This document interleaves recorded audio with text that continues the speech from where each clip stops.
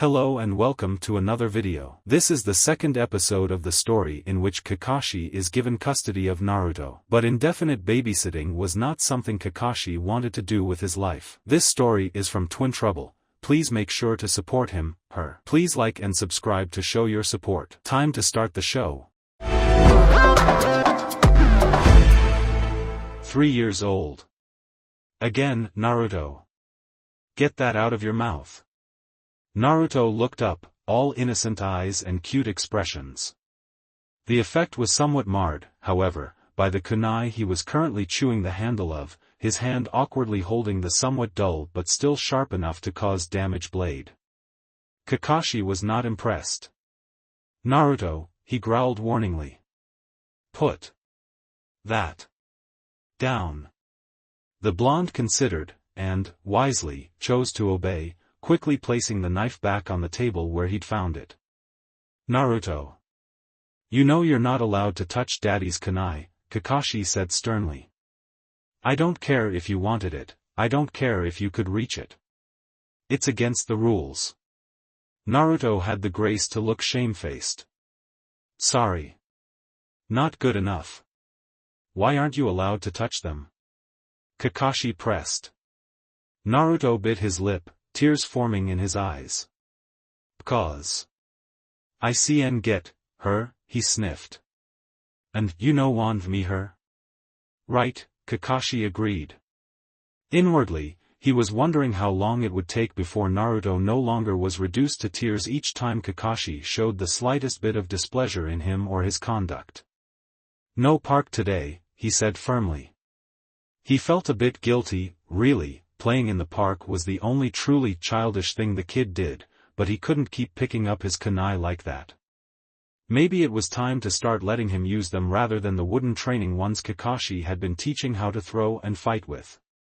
In that way, he'd certainly get a better appreciation for the deadly items. Another voice riled at the idea. He's just a baby, it argued, give him another year or so yet. Naruto nodded tearfully. I'm sorry, Daddy, he repeated, much more sincerely. Okay, Kakashi said, holding out his hand. Naruto toddled over and crawled into his lap, curling up against his chest with a sniff. Leaning back and looking up at the ceiling, Kakashi held the boy for a while, simply waiting for him to realize that the adult wasn't mad at him and he'd been forgiven. 1.5 years into this crazy assignment, Kakashi was much better at acting his part. Having read a great many books on parenting, he had quickly become familiar with such ideas as time out, clear boundaries, providing safe environments, frequent praise, and even recognizing and rewarding good behavior. Kakashi was proud to say he managed to follow the guidelines fairly well, all things considered. He'd been removed from active duty ever since he'd come home and had been given a monthly allowance comprised of pay for both long service leave and some bastardized version of maternity leave. At least, that's what the others Kakashi's age called it. Really, it was ongoing pay for his mission, but no one was to know that. As a result, he'd spent a lot, if not all, of his time with the kid. Unable to think of anything better to do, he'd started taking him training, teaching him the basics of being a ninja. He hoped that this didn't count as pressuring the child or putting unfair expectations on him. All the books agreed that such behavior was extremely detrimental. Naruto shifted in his arms and hugged him, a slightly chubby cheek resting on his collar. Kakashi automatically hugged him back. Love you, Daddy, the small child sniffed. Sorry. It's okay, Naruto, Kakashi repeated. I love you too. Yes, he was used to speaking the words. He had gotten quite good at the affectionate touches that would reassure and comfort the child. That was another thing the books all said, a child had to feel loved, and there was no way Kakashi would let his, sensei's, son be miserable. Besides, the words were easy enough, if slightly out of place. Shinobi have no emotions, love included, and Kakashi was certainly no exception to the rule. But Naruto didn't need to know that. Come on, Kakashi said, patting the boy's small back briskly, lesson time. I'll tell you what, if you do an extra hour today, I'll let it be your punishment, and you can still go to the park. Yeah, the 3-year-old cheered, spinning and wriggling until he made his way back to his own seat and pulling his workbook towards him. Kakashi took time every day to teach him reading, writing and numeracy. In a couple of years he was going to move on to history and chakra theories. As a Hokage, he'd need all the help he could get if he was to live up to the Academy's expectations. Not that Kakashi really minded what the Academy teachers and other students thought of him. He was just astute enough to realize that Naruto would. Dragging his chair closer to Naruto's, he leant over the child and, leaning his arm on the wooden table, began to coach him through his learning. Kakashi was settled on a comfortable couch in the dimly lit living room. He had a book of advanced jutsu open in front of him, and his eye flicked over it lazily. It was nearly 10 o'clock, and Naruto was accordingly fast asleep in his bedroom, his bedtime being 5:30. Kakashi was just thinking of joining the kid, in fact. He was tired. Pakken was lying on his stomach, snoring loudly. Today, he'd summoned the pack to keep Naruto company for a while, mostly to try and get the blonde used to the animals. The other 7 dogs had decided to leave a couple of hours ago, but Pakken had opted to stay. With a snort, the dog woke up and raised his head jerkily, a floppy ear twitching and his nose quivering. Huh, he grunted in his gravely voice, sounding equal parts sleepy and curious. With a fond expression, Kakashi lowered his book and reached to scratch the pug's ear. Dreaming, Pakken? He asked. The dog closed his eyes blissfully, leaning into the caress. Right there, a little to the left. I just thought I smelled Jiraiya-sama. I was dreaming of that time we.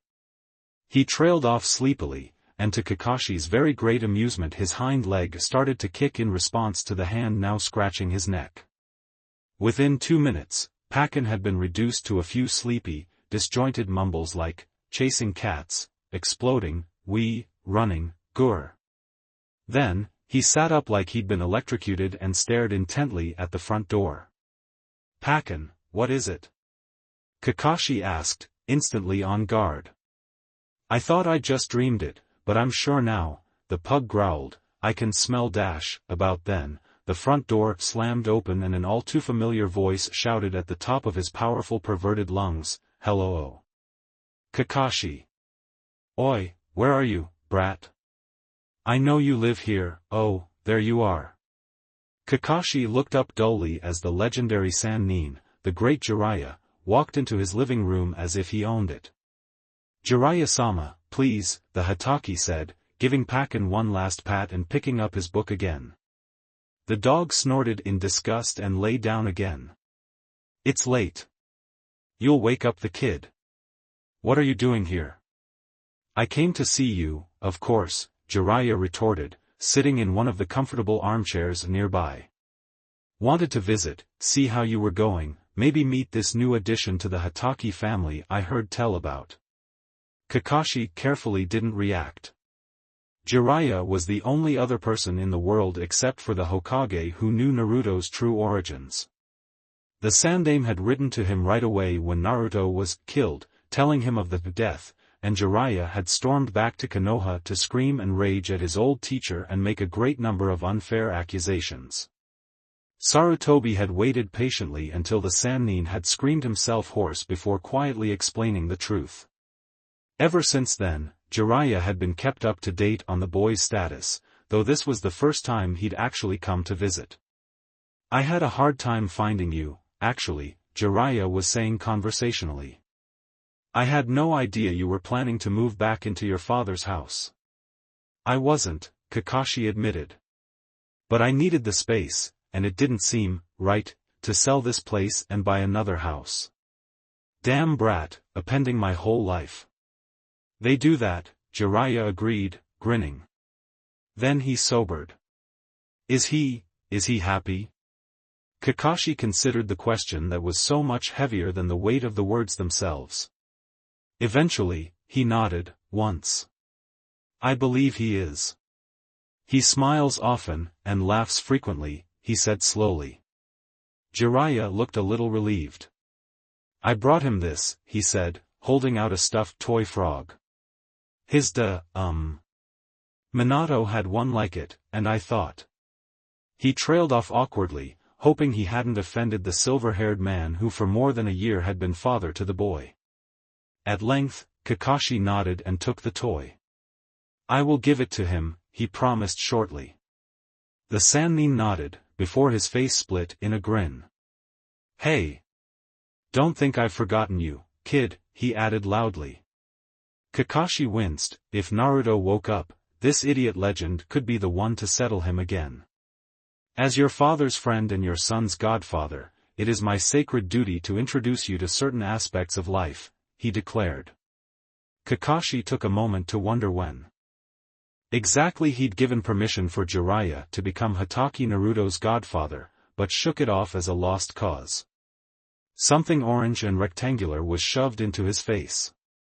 Blinking, Kakashi cautiously took the object, looking at it with a measure of curiosity. Then he lobbed it right back at its owner, hissing like a demon, there is a child in the house. He can't read. Jiraiya protested, snatching the book out of the air. Kakashi raised his chin. Can too, he said stubbornly, and childishly. Jiraiya blinked. Already, he said. I've been teaching him, Kakashi admitted. And I don't want porn in this house. Come on, Kakashi, wheedled Jiraiya. This new series I've got, Ika Ika. It's already a hit. You're 18 now, you should have some fun. Think of it as a belated birthday present. What better way to celebrate being a legal adult in all circles than to do something adult-only? There is a child in this house. Kakashi said every word slowly and carefully, enunciating as clearly as possible through gritted teeth. Your godson, by the way. Oh, but if I ever find out he's been exposed to your corrupted teachings of birds and bees, in any form, at any age, I will kill you. Got it? Jiraiya sniffed and put the book back into his pocket. Fine, fine, he grumbled. Such a spoilsport. No fun at all. Well, at least take this one. Kakashi frowned suspiciously at the soft yellow book that was offered to him, but he quickly recognized it as Jiraiya's first book Naruto, which he knew was totally smut-free. He took it carefully. I know you already have your own copy from Minato, but I thought Naruto should have a copy, too, Jiraiya explained. So he can, see who he was named after. Kakashi nodded sharply, hands tightening around the book at the sharp reminder that he didn't name Naruto. Naruto wasn't his, didn't belong to him, this was just an act. Naruto would one day find out the truth and want nothing more to do with him. Why did the thought bother him? Why was his chest aching again? Bloody heartburn. You're probably right. He admitted grudgingly. He sighed and rubbed his temple. Look, not that I'm trying to get rid of you or anything, but I'm really tired, so do you think you could just, leave? Jiraiya grinned at him and opened his mouth to give a typical Jiraiya response, loud, exaggerated and with a dance routine to match, but a small voice stopped him. Daddy? The two adults both turned and looked in the direction of the murmured word. Standing at the bottom of the stairs, one hand rubbing his eye and the other holding Oink's tail as the scruffy dog trailed along the floor after him. Naruto? Kakashi said, sitting up and unsettling Pakken, who yelped and slid to the floor. What are you doing up this late?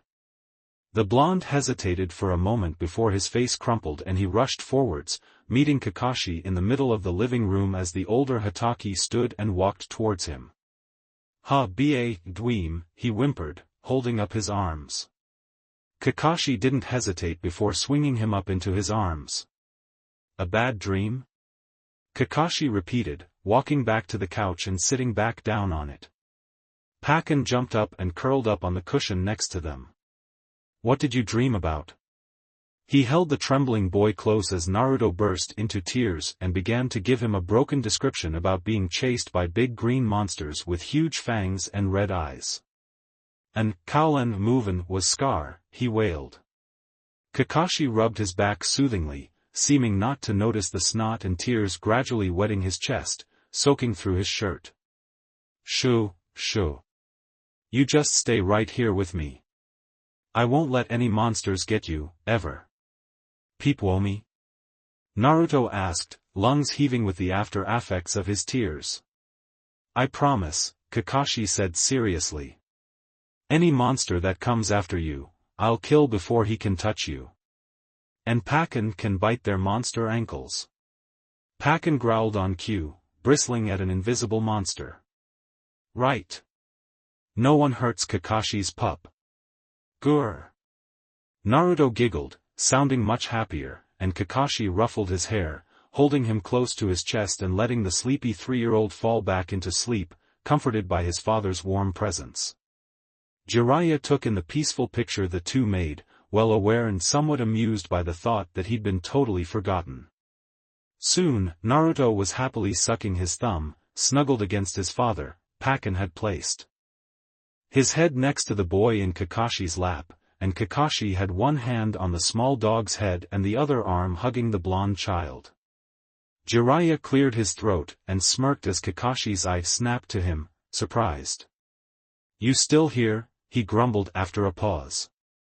I'm going to put Naruto back to bed, okay? No. Don wanna bed. Kakashi sighed. He'd been sure Naruto was asleep, and he'd said the dreaded B word. Crap. Naruto, he began, but it was no use. The blonde had sat up, stubbornly forcing his eyes open and dragging Oink up to hug. Who dat? He asked curiously, pointing a damning finger at Jiraiya. After a pause, Kakashi muffled a groan and bowed to the inevitable. This is Jiraiya, he said. He's your godfather, which means that he can help you if you ever need anything, and if anything ever happens to Daddy, or if Daddy is tied up in something and can't come home, he'll look after you. Silently, Kakashi vowed that he would never be that desperate. That's right, brat, Jiraiya said instantly. You can call me Gigi, huh? I'm your great and wonderful Jiraiya. Naruto shrunk back into his father as the other man struck a pose. Why did his daddy like so many weirdos? He said at length. Kakashi pulled him back against his broad chest again, putting his arms around him. Gigi was just leaving, he said, flawlessly making the adjustment, possibly easier than he usually would have, but after all, he had called Jiraiya Gigi right up until his father died. He just wanted to leave a couple of presents. Here, he brought you a new toy, see? He offered the child the stuffed toy frog Jiraiya had brought him. Naruto's blue eyes lit up. Froggy, he cheered, reaching for it. Ring Froggy. Kakashi sighed. Orange and a frog. Of course Naruto would love it. He carefully avoided Jiraiya's eyes and lifted the yellow book the Sannin had also brought. He also gave you this, he said quietly. It's a book about a ninja named Naruto. Naruto frowned. Minam? Yes, your name, Jiraiya agreed before Kakashi could say anything. In fact, you were named after the ninja in this book. Written by me, the great Jiraiya, Toad Sage, legendary Toad Sannin of Daddy. Here, Naruto proved that he wasn't paying the slightest bit of attention and appealed to his father. Read? Please. For I senpai. Kakashi sighed yet again, but consented to lie back and let Naruto curl up on his chest. Alright, but only a little bit, and then you have to go back to bed, he cautioned. Naruto nodded sleepily, and with an amused glance in a miffed Jiraiya's direction, Kakashi opened the book and began to read. The land of fire was in chaos. War had spread to every corner, and the once great nation was struggling to find its feet even as disaster ravaged it like a raging fire. Growing in the midst of this mayhem, safe for now in his hidden village, was a boy named Naruto. Kakashi awoke with a jolt. It was about 4 a.m., his internal alarm clock was blaring, waking him in time for, what did he need to do today? Oh. The Hokage groaned and debated rolling over and falling back to sleep, but a warm weight on his chest made him freeze. Looking down, he saw Naruto and Pakken tangled together, fast asleep. A glance around reminded him that he was in the living room, lying on the couch. His hand, dangling off the edge of the couch towards the floor, was resting on the cover of the book Naruto, which was open. Jiraiya was snoring in the armchair nearby. Sighing, Kakashi tapped Pakken until he woke up and said very quietly, "Hey, you can go. I won't need you today. Thanks for hanging around." Pakken yawned widely, showing his fangs, and nodded sleepily. "See ya, Kashi," he slurred, disappearing with a pop. Stifling a yawn of his own, Kakashi looped his arms around Naruto and lifted him, cradling the soft body close as he sat up before gently laying him back on the couch and draping the blanket that was hung over the lamp, how'd that get there, over his son to keep him warm. Within 15 minutes, he'd toilet, shaved, dressed and returned to the living room ready for the day. Walking quietly past the sleeping parties in the room, he made his way to the kitchen. Once there, he quickly stacked 3 pre-made bento boxes, and dug in the fridge for some food for himself. He ate quickly over the sink, ignoring the taste of the 3-day-old cold noodles, and tossed the empty container into the sink once he was done. Next, he pulled together a few sandwiches for Naruto's own breakfast and wrapped them in brown paper, stowing them in a pocket in his jounin vest. He was still in shock, really. He couldn't believe the Hokage was making him do this. His mind absently wandered back 3 days. It was with some measure of trepidation that Kakashi answered the summons to the Hokage's office. "Ah, Kakashi." Sarutobi smiled at him as he walked in. Come in, come in. How have you been?" Kakashi took a few steps further into the room. "I left Naruto at the park with Tsum to watch over him, sir," he said pointedly. Thankfully, Sarutobi got the message. "To business, then," he said. "I would like for you to take a Genin team this year." Kakashi was sure he'd misheard. "That's funny," he said. "Really? I'm not joking. I have assigned you Squad 11. They graduate the day after tomorrow." The Hokage's face was serious. Kakashi took a step backwards. "But, what do I do with Naruto?" he asked, feeling lost. Sarutobi raised an eyebrow. "I'm sure you'll figure out something," he remarked.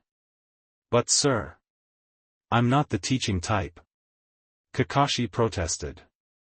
"Not a negotiation," Sarutobi said pleasantly. "Be at the academy, day after tomorrow, to meet your team.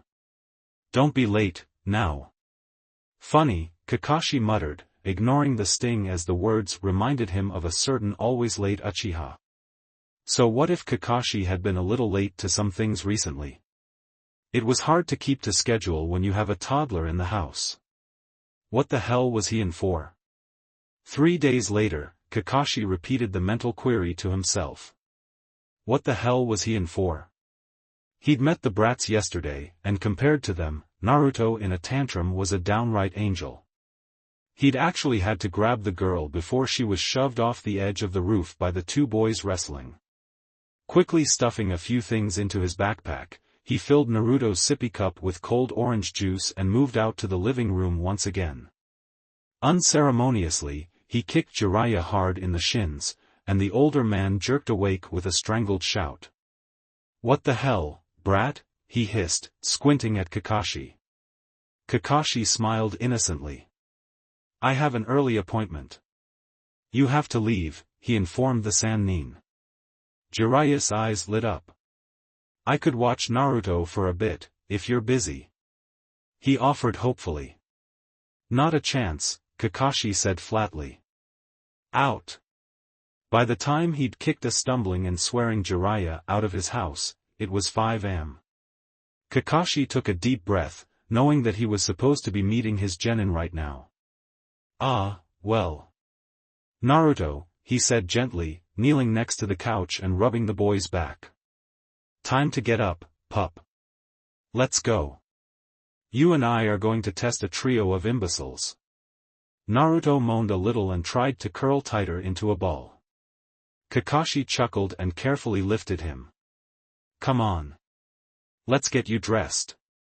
Half an hour later, Naruto was dressed and sleeping on Kakashi's shoulder while he stalked towards a group of tired, impatient children. "You're late, sensei," accused one of the guys. What was his name? Kakashi really didn't care. From now on, he could be winner. "Sorry about that," Kakashi said, his tone suggesting the opposite. "I got a little held up. Someone didn't want to wake up." He felt Naruto slipping and hoisted him higher on his hip. The other guy spoke up. "Hey, what's that?" "Okay. He could be moron. This is a child. You may have seen one before. Konoha has quite an infestation of them." Kakashi's tone was light but dripped with dark sarcasm that screamed the warning, "You're going down." The kids didn't seem to get it. "Okay, but why is it here?" the girl asked haughtily. Now, what to call her? Impudent brat who was questioning her superiors. Nah, that was too long. Just brat would do. First of all, he growled with some bite and enough killer intent to make the trio cringe, "If any of you ever calls my son an it again, I'll feed your innards to my dogs and laugh as you scream. I don't care if you're bloody genin wannabes, no one screws with my family." There. That seemed to get his point across quite nicely. The children were shivering in their sandals. Winner looked slightly green, while Brat looked on the verge of saying something dumb. Sure enough, she soon opened her mouth. "My brother will dash," she began hotly, and Kakashi rolled his eyes. "I outrank him," he interrupted. She looked affronted. "How do you know?" she demanded. Kakashi raised an eyebrow. "Does your brother happen to be the Hokage?" he asked. She shook her head. "Then I outrank him." There was a pause while Kakashi let this sink in, before he let the Ki disappear suddenly and made an effort to appear more human. "Okay, now that that's cleared up," he began, "let's do this. You see these bells?" He held up the twin silver objects and began rapidly explaining the basics of a typical bell test, such as he himself had been tested with. "But, what about the kid?" Moron asked when Kakashi gave the order to begin. Kakashi raised a silver eyebrow. "Oh, don't worry about Naruto," he said lightly. "It won't make any difference. Just pretend he's not here." Naruto, having heard his name, began to shift, rubbing his eyes sleepily. "Daddy," he mumbled. "MCP. Go home now." "Soon, Naru, soon," Kakashi assured him. "I know it's early. You just go back to sleep and let Daddy deal with the extras." "Are you kids going to attack, or are you planning on just standing there staring like codfish?" Not unexpectedly, it was Moron who attacked first, with a head-on charge typical of the race of the Moron, and Kakashi rolled his eyes before dodging it with grace, Naruto barely noticing the movement as he buried his face in his father's shoulder and nodded off again. Winner was the next to attack, lobbing a series of sharp objects at the Jounin. Again, Kakashi simply sidestepped, right into Brat, who was waiting with a glinting silver sword. The adult was pleased to see her holding it reasonably well, but when she attacked him, it was with an obvious, clumsy stroke that he could easily block with a kunai he grabbed from his pouch. Unfortunately, the movement required to pull out the weapon jostled Naruto into wakefulness rather abruptly. In an instant, the blonde screwed his face up and began to cry, signaling his displeasure in a typical tired toddler fashion. "Oh, Naruto," Kakashi said, shoving Brat away with enough force to send her flying backwards. "Did I wake you up?" "I'm sorry, pup. Do you want some juice?" "Juice?" Naruto repeated hopefully, looking up from his tears. Kakashi handed him his brightly colored sippy cup, and Naruto took it eagerly. Kakashi lowered him to sit cross-legged on the grassy ground and patted his back, saying, "You just stay put while I scatter some pansies, okay?" The little gold head bobbed agreeably, totally fixated on his orange juice. Kakashi stepped easily over his head, pulling out another kunai almost lazily and smirking as the two boys took an apprehensive step backwards. He allowed the smirk to spread throughout his entire body, showing it to the kids, and waited a moment to give Naruto a chance to wake up, in case he wanted to watch. Then he moved. 10 seconds, 4 strikes and a mud bath later, all three would-be genin were running for their lives. Returning to his son, Kakashi observed Naruto's laughter and mused that the kid would go far in this business. "Hey, kid," he said, hunkering down next to the short blonde child. "Hungry? I have sandwiches." As Naruto somehow shoved an entire, whole sandwich into his mouth at once, Kakashi absently listened for the genin while trying to stop his son from giving himself indigestion. Moron's there, Brat is, under that bush, and Winner is, up that tree. Mental note, his stealth is better than the others. They all seemed to be opting for observation for the time being, and Kakashi decided that they weren't an immediate threat. So, moving on. "Naruto, today I'm going to teach you about something called tactics," he said. What better place to teach the kid this than here, with a great many examples of what not to do all around him.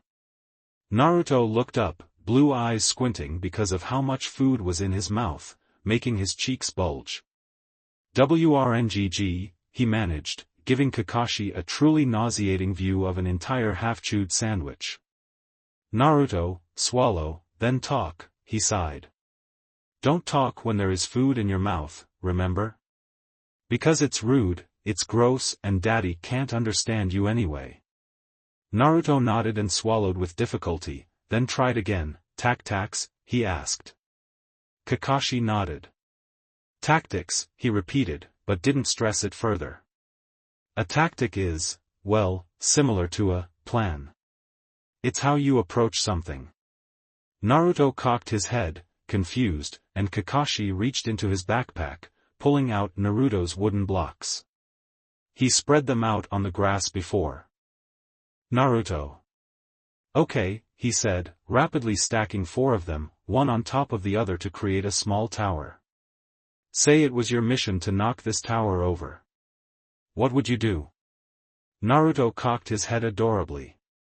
"Hit it," he suggested. Kakashi nodded. "Yes, hitting it is a good idea. But where would you hit it, remembering you want to make all the blocks fall over? Where would make all the blocks fall?" He watched as Naruto considered, turning back to the tower to examine it. Eventually, he came up with his answer and said firmly, "Boom. The bottom one?" "So, your plan," Kakashi stressed, "is to hit the bottom block, and so make all of them fall over?" Naruto nodded, and he ruffled his hair. "Good work. Yes, that's a good plan. That is an example of a tactic, see?" For a second the Jounin thought Moron was going to make a move, but the next instant the hint of movement died, and he refocused on Naruto. "What if you wanted to knock the tower over, but you couldn't hit the bottom one? There's something blocking the bottom one so you can't touch it?"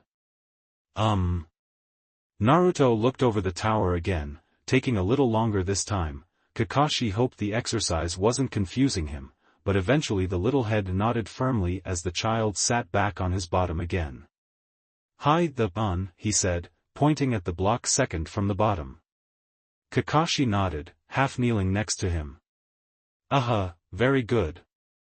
Now, what if, he stopped as a twig snapped loudly and someone swore about, 10 feet behind him and rolled his eyes. Moron was on the move, and would have continued if not for the way Naruto's eyes snapped to Moron, absolutely livid, and snatched up one of the unused blocks in his right hand. "Shut up. Mtrlen," he screamed, throwing the block as hard as his little limb could hurl it. Kakashi blinked when he heard a thunk crack and a howl of pain as it hit, followed by a thump as Moron tumbled to the ground.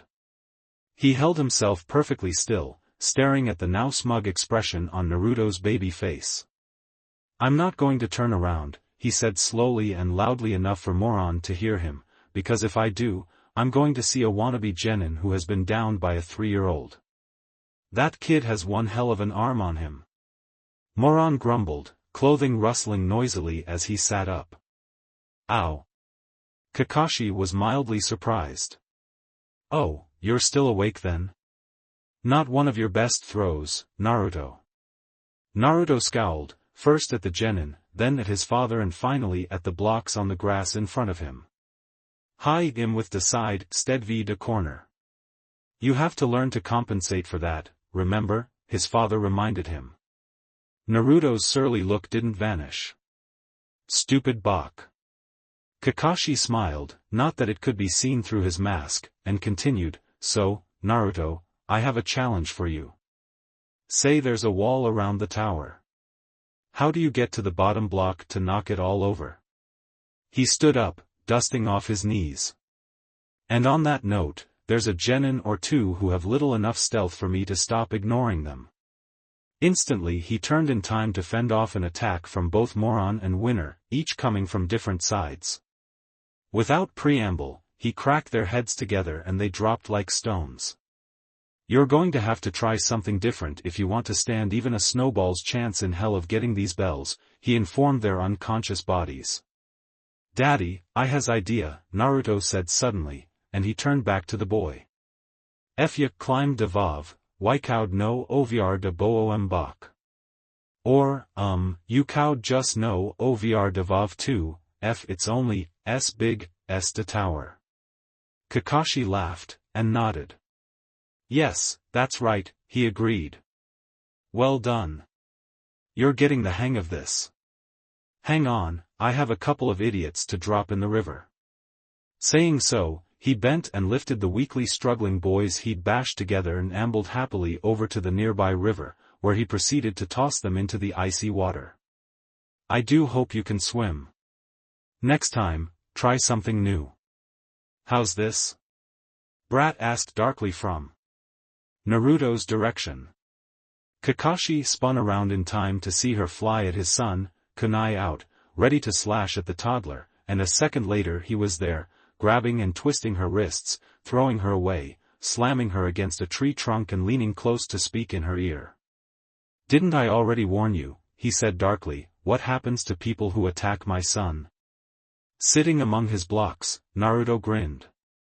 This was going to be interesting. That evening, Kakashi was humming to himself as he cut carrots to cook for dinner. A thump made him pause, and he leaned back a little so he could peer into the living room, where he'd placed Naruto in a playpen while he made dinner. The playpen was empty, its wooden gate open, a wooden mock kunai abandoned next to the wooden bars. Kakashi sighed. He didn't know why he even bothered. Putting down his knife, he wiped his hands on his pants as he made his way through the house, searching out the young boy. Great ninja skills be damned, Kakashi stumbled a little as he stepped on something that gave under his weight. Looking down, he saw Oink, Naruto's favorite toy. He bent down and picked it up, frowning a little, and placed it carefully out of harm's way on the couch before continuing through the house. When he reached the hallway, a yellow flicker above him caught his attention. Aha! Naruto was on the second-floor landing. Kakashi paused in the corner and watched Naruto trot down the upper-level hallway towards the stairs.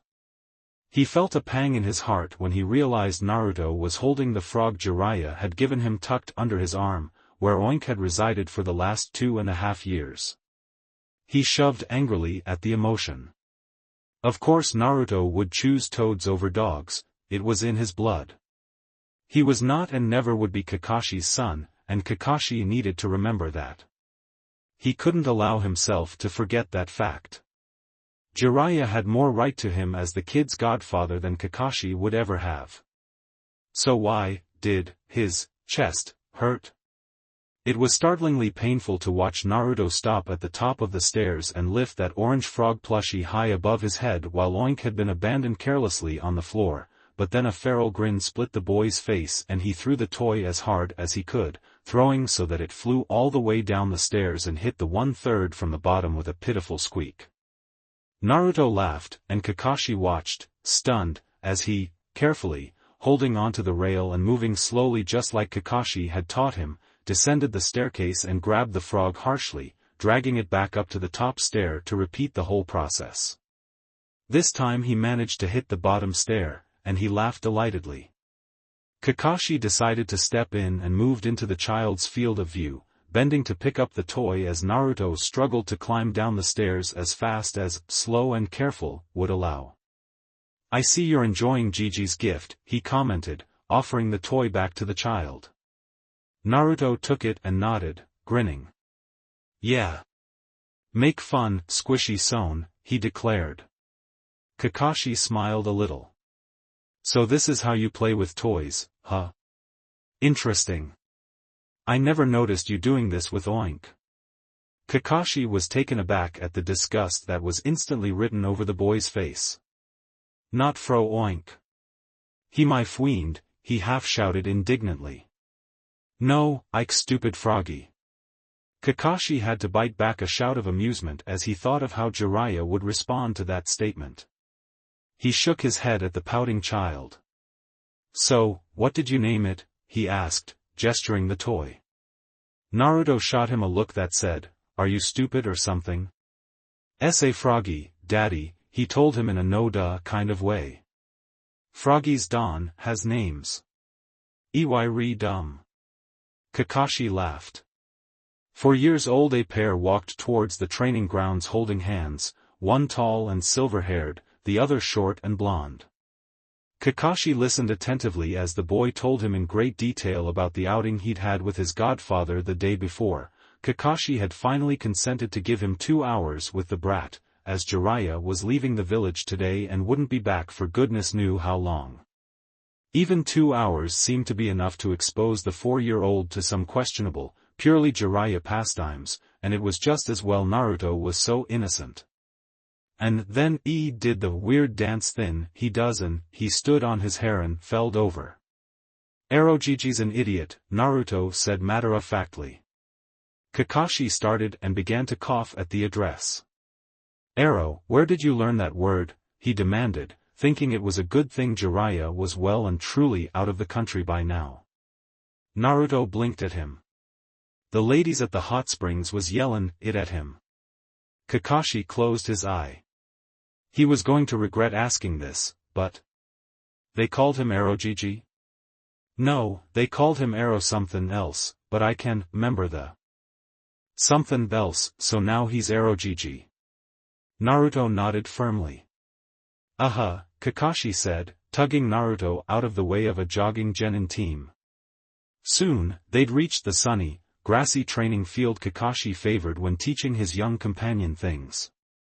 He'd promised Naruto something special today, to reward him for his first day of learning kanji, the more difficult form of writing used in Konoha.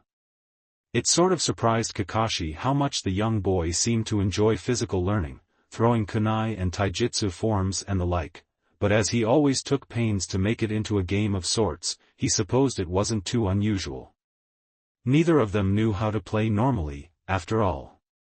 "Okay," he said bright, stopping in the center of the training grounds, "today, we're going to do something special." Naruto nodded eagerly. Yeah. You promised. Something cool and awesome, right? Right. Whoa, hold on, Kakashi laughed, grabbing the flailing small fists. "Today, I'm going to set you throwing kunai at those targets over there." Instantly, Naruto's face fell. "But that's boring," he whined. "I know how to do that." "You promised something new." Kakashi grinned at the small boy. "I did, huh? Well, here I was thinking today I'd teach you how to throw live kunai, but if you'd prefer something different." Naruto's eyes were wide. "What's live kunai?" he asked. Kakashi reached into his kunai pouch and drew out one of his kunai, the sort he used in real fights, and knelt to put himself on Naruto's level. "This is a live kunai," he said, showing it to the child. "A little more dangerous than the wooden mock-ups you've been taught with, any?" The odd look on the 4-year-old's face was hysterical as he tentatively reached out a tiny hand to, very, very carefully, touch the flat metal blade. When his hand came into contact with the cool metal, he jumped and jerked the hand backwards, and his eyes snapping up to Kakashi's. The adult smiled reassuringly, knowing Naruto knew him well enough to read the expression through his mask. "Now, you have to listen to me, Naru," he said firmly. "The rule that you're not allowed to touch Daddy's kunai is still in place.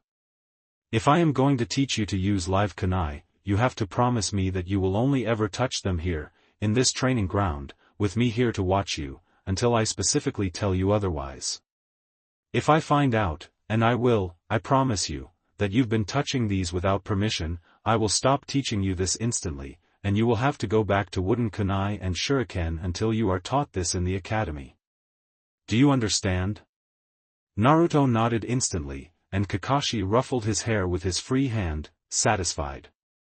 "Okay, then," he said, stowing his kunai back in his pouch and pulling out another kunai pouch from one of his many pockets. "This is a weapons pouch I assembled for you. Using it, I will teach you how to use and care for the basic shinobi tools. Inside, you have 5 kunai, 5 shuriken and a roll of ninja wire." He opened the rather dirty pouch to show him, and Naruto's eyes widened even further at the thought that these were his now. Kakashi reached out to grab his wrist before the boy could plunge his hand into the pouch and explore it. Not just yet. Now, these are some of my old things, and they are blunted, but you still have to treat them as if they are battle-worthy, okay? I want to teach you good habits first, before giving you the deadly stuff. Also, you can still hurt yourself badly with kunai that are blunted, so promise me you will be careful, and not touch these without permission. "I promise, Daddy," Naruto said earnestly. Kakashi nodded and stood up, brushing grass off his knees absently. "Okay. Then let's get this show on the road. First of all, how's about I show you what you can do with these weapons, if you learn to use them correctly?" Without waiting for an answer, he placed Naruto's pouch on the ground and casually slipped his hand into his own pouch, drawing out several shuriken and a kunai. With a flick of his wrist, he sent the black star shuriken flying in a deadly arch, then caught the kunai firmly in his palm and spun, releasing it with practiced timing, allowing it to fly through the air, catching all 3 shuriken and pinning them to the dead center of a painted target on one of the posts nearby. After a pause that lasted only a second, the paper bomb wrapped around the handle of the kunai activated and the whole thing blew up. Kakashi smirked. There. Flashy, but simple, and something Naruto should be able to master within a year, if he worked hard enough. Well, minus the paper bomb, Kakashi had just thrown that in for effect. There was no way he was letting a 4-year-old with a prankster gene anywhere near explosives. Good enough to impress and motivate the 4-year-old. Cool. Wow. Kaboom. You are so amazing, Daddy. Naruto turned big blue eyes on his father, an expression of unadulterated hero worship on his features. Kakashi ruffled his hair again. So, shall we start? He suggested, bending to catch up the starter pouch he'd compiled for the boy. He knelt behind the 3-foot-high bundle of sunshine and put his arms around him, fitting a blunt kunai to his small hand and beginning the long process of teaching him how to use it. Kakashi strode through the streets of Konoha, his left hand holding firmly to Naruto's right, tugging him along whenever he got distracted, slowing him down when he tried to race on ahead. It had been 3 months since he'd first begun teaching Naruto how to use live kunai, and he was reasonably pleased with the boy's progress. He still wouldn't dare let him practice unsupervised, but he'd gotten much better with the metal weapons.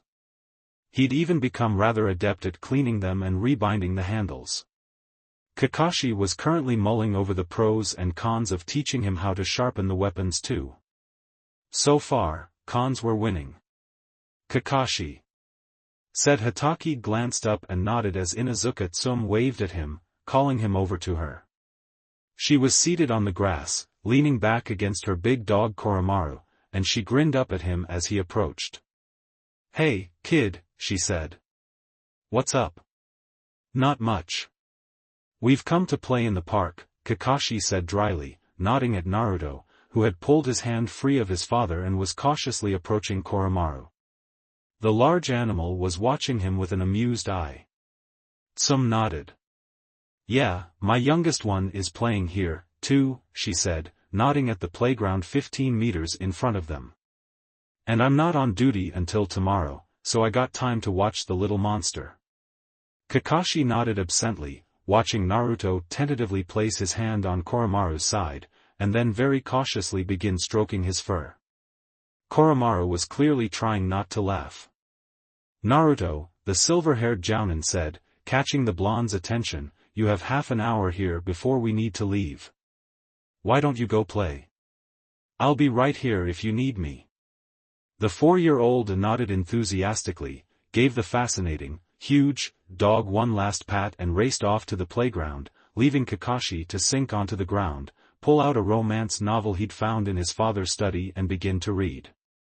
Naruto loved the park. He loved it. It was so much fun, with seesaws and sandpits and rickety bridges and a big slide that went really fast, but by far, Naruto's favorite was the swing. He'd been trying to convince Daddy that they really needed a swing in their own backyard, but so far, Daddy had been unconvinced. All in all, it was little wonder the blonde made a beeline towards the swing set. "Naruto." The youngest Hatake stopped and turned around, and broke into a grin when he saw a brown-haired, brown-eyed boy with red triangles on his cheeks and a green smear on his grubby t-shirt. His name was Kiba. He was cool. Naruto grinned and broke into a run, racing to join the boy who'd called him. "Hey, Kiba," he cheered. The taller boy grinned down at him. "Haven't seen you in a while," he commented. Naruto shook his head and grinned sheepishly. "Daddy said I couldn't come for a whole week, 'cause I kinda, set the living room on fire." The blonde trailed off, looking shamefaced, but Kiba just laughed. "And you only got a week without the park? Man, if I'd done that, my mum'd tan my hide so bad. I had early bedtime, too, an extra hour of maths every day," Naruto moaned. "My brain hurts from all the sums." Kiba grinned at him again, showing off unnaturally, but, in Naruto's opinion, totally cool, sharp canine teeth. "You wanna play with me?" he asked generously. Naruto was a little kid, after all, and it was Kiba's task as a grown-up 6-year-old to be nice. Naruto looked up at the taller boy hopefully. "Will you push me on the swings?" he asked, blue eyes pleading with the Inuzuka. Kiba rolled his brown eyes, but was distracted almost instantly when he noticed another boy standing off to the side, silently watching the playing, squealing children in the park. "Shino," he said. "Hey, come on," he added to Naruto, and quickly trotted over to the boy he'd noticed, Naruto at his heels. "Hey, Shino," he said brightly. The new boy looked at Kiba for a moment, and then nodded his head. "Hello," he said quietly, his eyes turning back to look out over the park. Kiba grinned at him, and then at a confused and shy Naruto. "This Shino," he announced. "His dad and my mom are friends. He's my age." "Shino, this is Naruto. He's just little, but he's okay." "I'm not little." Naruto instantly protested at a yell. "I'm big too." Kiba scoffed. "I'm 6. You're 4. You are little." Naruto scowled. "Almost 5, he grumbled. The new boy, Shino, quickly broke up the building argument by simply stepping between them and saying, "Hello, Naruto," in a soft, calming tone. Instantly, the argument was forgotten in the way only children can manage. "We're gonna play ninja," Kiba announced. Wanna play, Shino? Naruto didn't remember agreeing to this, but decided to go along with it anyway. Playing ninja was fun. Not as fun as when he played learning to be a ninja with Daddy, but still good. After a pause, Shino nodded once. That would be acceptable. Within 10 minutes, they were running through the park, desperate to get away from a group of evil enemy missing men armed with exploding kunai and fireballs and bumblebees. Naruto shouted. The others paused. Why bumblebees? Kiba asked. Naruto crossed his arms and puffed out his cheeks sulkily. Bumblebees is scary, he said stubbornly. Kiba considered, it was a fair point. Bumblebees, he screamed at the top of his lungs, run.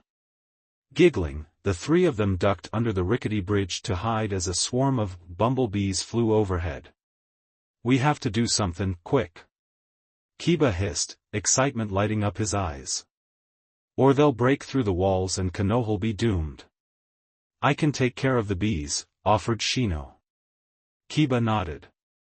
You wait here, Naruto, he instructed. Too dangerous for someone as little as you. But I'm not little. Naruto protested, dismayed and reluctant to be left behind. I wanna help. Kiba considered. No, idiot. You get to be backup, he declared. But that means you gotta wait here until I calls for you, 'cause you're the hero who comes in last second and surprises the bad guys. Yeah. Satisfied, Naruto nodded and huddled under the bridge as the two older warriors bravely left safety to fight off bees and enemy shinobi. Within 2 minutes tense waiting, Naruto heard Kiba shout for him, and ran out to help. On the way, though, he stumbled and tripped over, sprawling over the grassy ground and bumping into someone sitting on the edge of the sandpit. There was a stunned pause, before the boy he'd bumped turned around, dropping the handful of sand he'd been sifting and glaring. Watch it, he snapped. Naruto pulled himself to his knees and shook his head, his lip trembling when he saw he'd grazed his wrist. Naruto. Are you okay? Kiba skidded to a stop next to the fallen child and tried to pull him to his feet. You need to be careful, he scolded. You could get hurt. And then Mum'll be mad at me for not looking after you right. Shino jogged up and was watching silently. What he needs is to look where he's going, the dark-haired boy Naruto had bumped into put in. He crashed right into me, and he hasn't even said sorry. Kiba looked annoyed. Leave him alone, Uchiha. He's just a little kid. He's 4. Glancing at Naruto, he added, this Uchiha Sasuke. He's in my class at the academy, and he's a total teacher's pet. Gets every answer right. Naruto looked up at the new boy curiously. Hi, he said shyly. Sorry. I tripped, didn't Miyanta hit you? Sasuke looked mollified at the explanation, and the fact that it was a kid much younger than him, 2 whole years, who'd bumped him, and nodded back. Maybe you shouldn't run as fast, he offered, sounding much more, not friendly exactly, but definitely no longer hostile. My Aniki says that it's best to move a little slower and be safe than to rush and be injured. My daddy says, if it won't kill ya, go nuts, Naruto quoted clumsily. Sasuke frowned at him, the idea that anyone could think something different to his wonderful Aniki rather hard to grasp. Naruto looked up. Daddy. Kakashi had seen the tumble and had come to investigate. Are you alright? Marmes bleedin', Naruto reported, holding out the limb. Kakashi took it and examined the slight graze. Ouch, he commented, mentally stating that the kid was fine. Here, I'll wash it off for you. Say goodbye to your friends, Naru, we need to go now. Naruto nodded.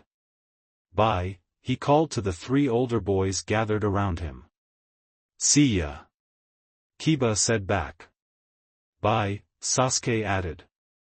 Shino inclined his head, but he was weird, so it didn't bother the blonde as he was lifted and carried to the water fountain nearby, where Daddy quickly rinsed off his graze and dried it with a handkerchief, fixing a band-aid in place once he was done.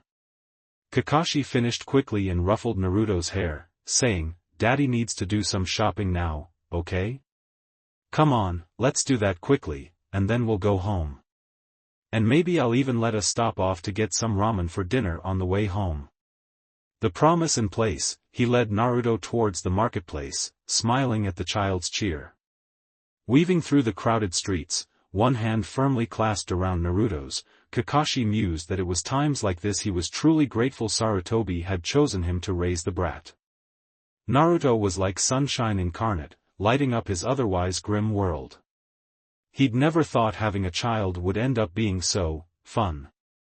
Realizing exactly what he was thinking, Kakashi gave himself a mental slap, and then a mental kick in the shins for good measure. "What am I thinking?" he asked himself angrily. "This is just temporary. Naruto's not really my son. Don't lose sight of reality, Hotake. Focus. Real parents don't get paid for parenting." He let go of Naruto's hand as if he'd been burnt, and instead muttered a "keep up" to the kid, navigating his way through the marketplace and pausing at a vegetable stall. Quickly, he made some selections, glancing occasionally at the boy standing patiently, or not so patiently, beside him to make sure he hadn't wandered off. Naruto curled his little fingers into Daddy's pant leg, anchoring himself to the man in an instinctive bid not to lose him, his eyes flitting around the marketplace curiously. It was really interesting, this whole place. There was something going on in every direction, and Naruto amused himself trying to observe everything at once, finally settling on watching a pigeon trying to work up the courage to pick up half a crust of bread from near a busy bread stall. Daddy started to move, a paper bag tucked under his arm, and Naruto allowed himself to be tugged along by his grip on his father's clothing. They stopped again, and Naruto glanced up to see they were at a stall that sold pasta and rice and stuff like that. Bored with the idea, he looked around again and his eyes lit up when he spotted it. An orange balloon, ownerless, dancing along teasingly through the crowds, ignored by everyone as the wind blew it to and fro along the ground. Naruto was hooked. Without a thought, he let go of his father and left his side, weaving through the crowds and never once taking his eyes off the bright orange bubble. He'd almost reached it when firm hands clapped around his ribcage and hoisted him up into the air. Daddy must have caught him. Squirming, Naruto turned to pout at his father, but the expression slid right off as instead of his father's reproving features, he was confronted with the face of a total stranger. With a shriek of surprise and fear, Naruto began struggling in earnest, the hundreds of warnings his father had given him about going with strangers echoing in his mind. The stranger shifted so that he could bring his hands together to make hand seals, quickly flashing through a few and saying a couple of words Naruto didn't understand. Suddenly, the 4-year-old felt exhausted, and his eyes began to fall closed. Just before he drifted off, he sensed the man carrying him stroking his hair, saying, "There now, Shu. That was a good deal easier than I expected it to be, little Hotake. You just be a good boy and sleep now." Then, Naruto was forced to give in to the strange drowsiness, and fell asleep. Dai was getting fed up with this stupid mission. He gritted his teeth as he plunged into an icy cold stream, washing himself as quickly as physically possible before shooting out again, drying himself and dressing rapidly. Rubbing a towel through his wet hair, he wandered back towards camp, thinking longingly of hot baths and proper beds and mountains instead of these endless trees and home in general. Stupid Konoha. As he neared camp, he heard Maro and Jiro arguing again. He sighed heavily, but didn't pause on his way back to them, tuning in on the conversation as he plunked down next to the burned-out fire. "I'm telling you, there is no way that will work," Maro snapped. "If you think that Hotake is stupid enough to leave his house unwarded I can bypass any ward," Jiro interrupted. "And it's the only time the bastard takes his eyes off the brat, when he's asleep. I still say we need to gather more information," Maro argued. "We've been trailing them for 2 weeks," Jiro retorted. If we wait much longer, we'll be found out. Perhaps we could lure him out, Dai mused boredly. He rolled his eyes at the twin scoffs he received. No way. Not going to work. And then they were back to arguing. Dai dropped his head on his hands and mused that this was in no way worth what he was being paid for it. Like a silent ghost, a new figure darted into their camp. Pack it up, boys and girls, it said in a sing-song voice. We're moving out. The other three men looked up in amazement as their team leader Kane stood before them, the objective of their mission held tight and sleeping in his arms. You got him, exclaimed Jiro. How? Frowned Dai. You better not have raised the alarm, Kane, threatened Morrow. Kane shifted the child in his arms and waved the concern away. Nah, but I'd advise we move out before his father realizes he's gone, hey? Come on, hustle. The others all winced at the thought and quickly set about demolishing any trace of the camp. Within 5 minutes, they were on the move, heading back to their village. Kakashi was halfway through buying milk and butter when he glanced down and didn't see Naruto standing obediently beside him. His heart leapt in his chest, and for a moment, Kakashi fell victim to absolute panic, spinning and scanning the area around him frantically for the sight of the small, yellow-haired child. He couldn't see him, and for a moment the panic threatened to overwhelm him, but then his ninja training took over and he forced the feeling back. Calm down. He can't have gone far, he reasoned with himself. Without a thought, he set his groceries down right there and striding away through the bustling market, eyes scanning the area rapidly. He stubbornly fought down the sick feeling in his gut, as well as the horrible what-ifs circling in his mind. When it became apparent he wasn't going to find the kid easily by himself, he bit into his thumb without hesitation and flashed through a series of hand signs before slamming his palm down on the ground firmly. With a flash of chakra and a small cloud of smoke, Pakken appeared. Yo, the pug said. What's up? He paused, sniffing the air. You smell worried, Kakashi. What's happened? Where's the little one? That's the problem, Pakken, Kakashi said, bristling at the accusation, he's lost. And I do not smell worried. I'm a seasoned shinobi, I don't worry. Whatever you say, boss, Pakken snorted. Then what the man had actually said clicked and his head jerked up, mild panic filling his eyes. Wait, did you say missing? Then why are we just standing here? Let's find him. Kakashi nodded and Pakken scrambled to his paws, shoving his nose down into the dirt to search for the well-known smell of his master's puppy. Hm, the pug hummed to himself as he led Kakashi through the marketplace, unconsciously tracing the shopping route Kakashi had taken. Yes, okay. So he was still with you here, and then you turned this corner, he's still with you, and then you stopped at this stall here and, What? Kakashi demanded, then winced at how anxious he sounded. What do you smell? He tried again, managing to sound much more controlled. Pakken glanced at him and continued tracking, even as he answered. Your scent stays there, by the stall, but his wanders over this way, by itself. He must have seen something that caught his interest, or something. Kakashi nodded, that was likely. Naruto had just wandered away, and was probably even now searching blindly for his daddy, frightened and tired, but unharmed and in no danger. A small amount of relief spread throughout the Hokage, even as he felt guilty, he hadn't noticed the kid's absence for more than 15 minutes. Then, oh, no. Shit. Pakken snarled, hackles rising. Kakashi twitched. What? He snapped, not caring this time how anxious he sounded. Pakken looked up at him with serious chocolate eyes. Kakashi, he was taken, he said seriously. Kakashi felt his heart freeze. What do you mean? He asked in a low voice. The dog closed his eyes. I mean, someone took him, Kakashi. Someone picked him up and carried him away. Foreign scent. There was a pause as that sunk in. Pakken looked up to see the visible skin on Kakashi's face was paper white. "No," he whispered, and took off top speed. Naruto blinked groggily, shifting slowly. His head hurt, his throat was dry, and above all he missed Daddy. It took him a moment to figure out why he was feeling so miserable and frightened, before he remembered what had happened before he had fallen asleep. Instantly, he gave a distressed cry and began to move, writhing in his spot in an attempt to sit up.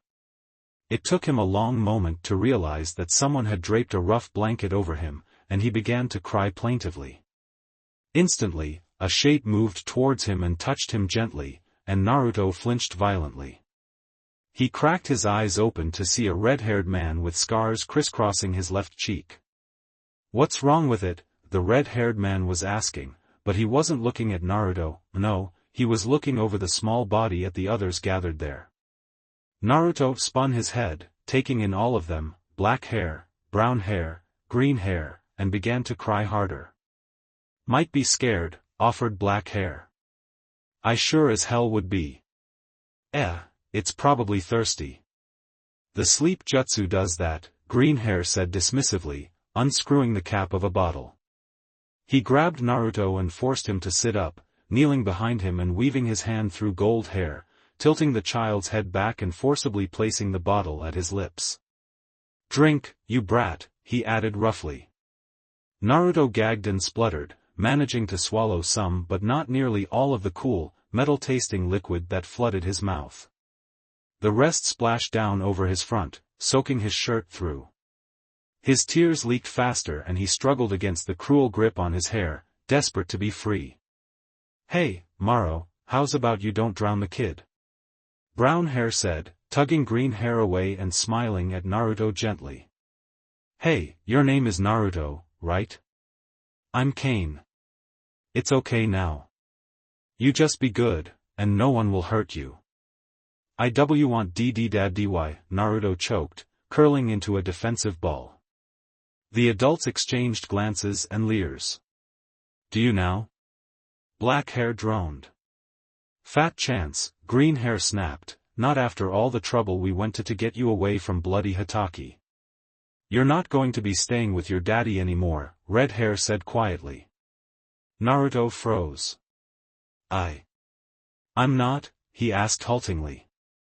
Kane shook his head. "No," he said gently. "Look, this is Dai," he pointed at red hair, Maro, green hair, and Juro. Black hair. "We're ninja from Kumokagure. We're here to take you home. Don't you see? You were born in Lightning Country, you belong with us." "Yeah. We totally have claim to a Hotake," Juro said enthusiastically. "No way are we giving that up. No matter what bastard wants his baby home with him," Maro added snidely.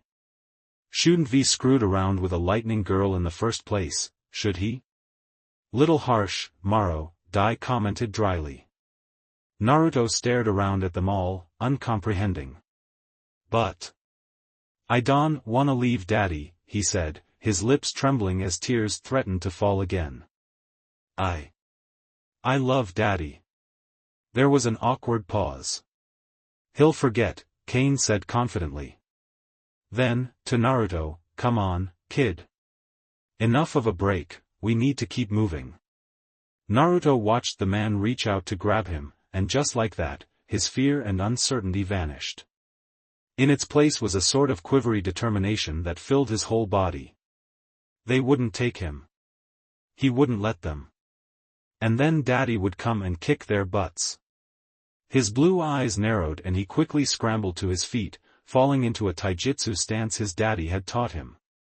The next second, Kane grabbed for him, and the fight began.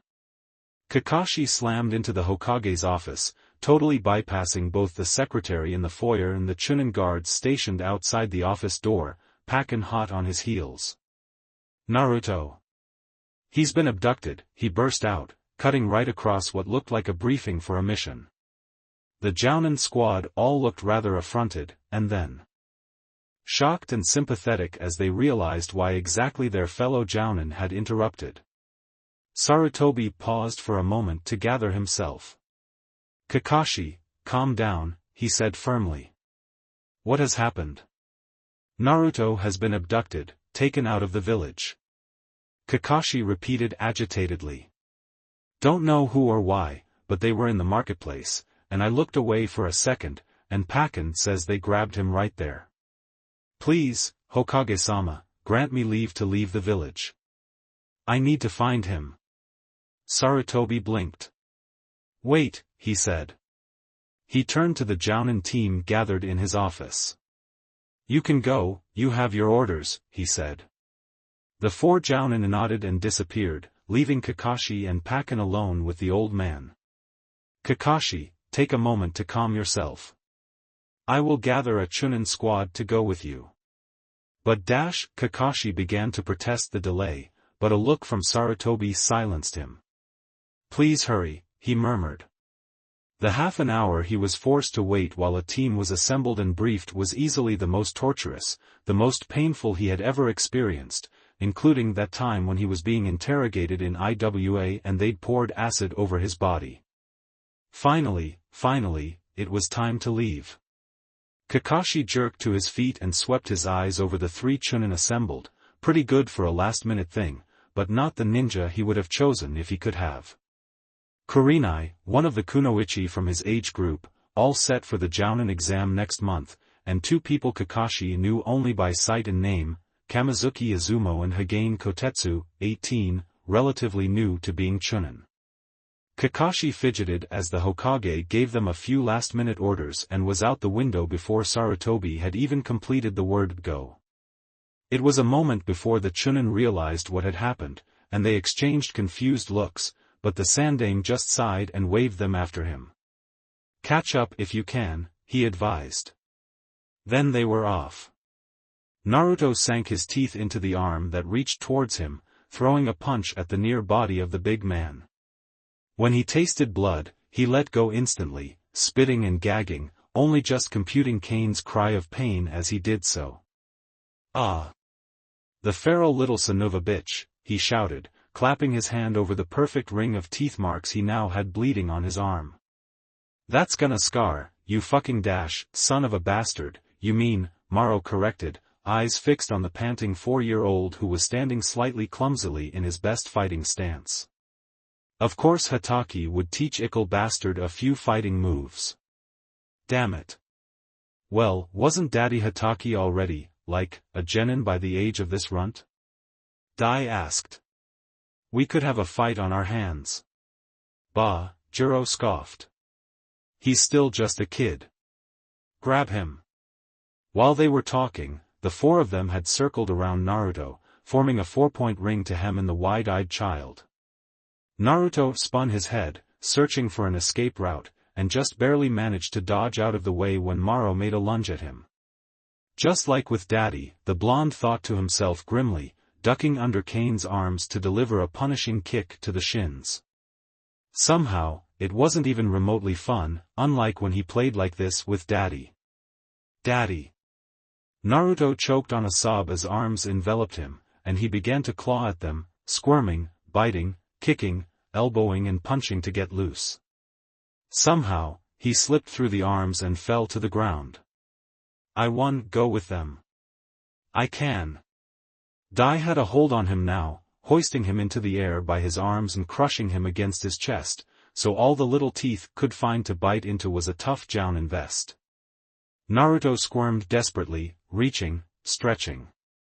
I just has to hold on.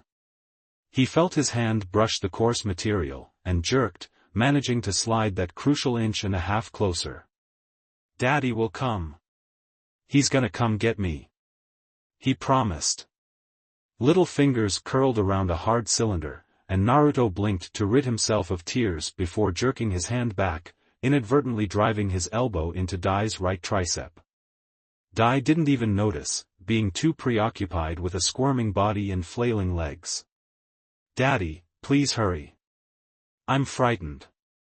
This last mental plea echoing in his mind, Naruto gritted his teeth and swung his arm, driving his clenched right fist with all his might against Dai's hip, the only place his short arms could reach in his current position.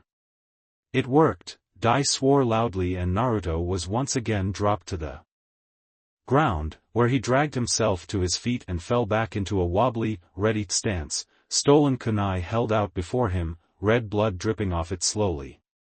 Fucking brat, he stabbed me, whined Dai. Kane, that sleep jutsu of yours would be good around about now, Jiro prompted, taking a step forwards and jerking back as Naruto slashed at him. The men looked angry now. Naruto was trembling, more frightened than he'd ever been as he tried desperately to stand tall and be brave. Daddy.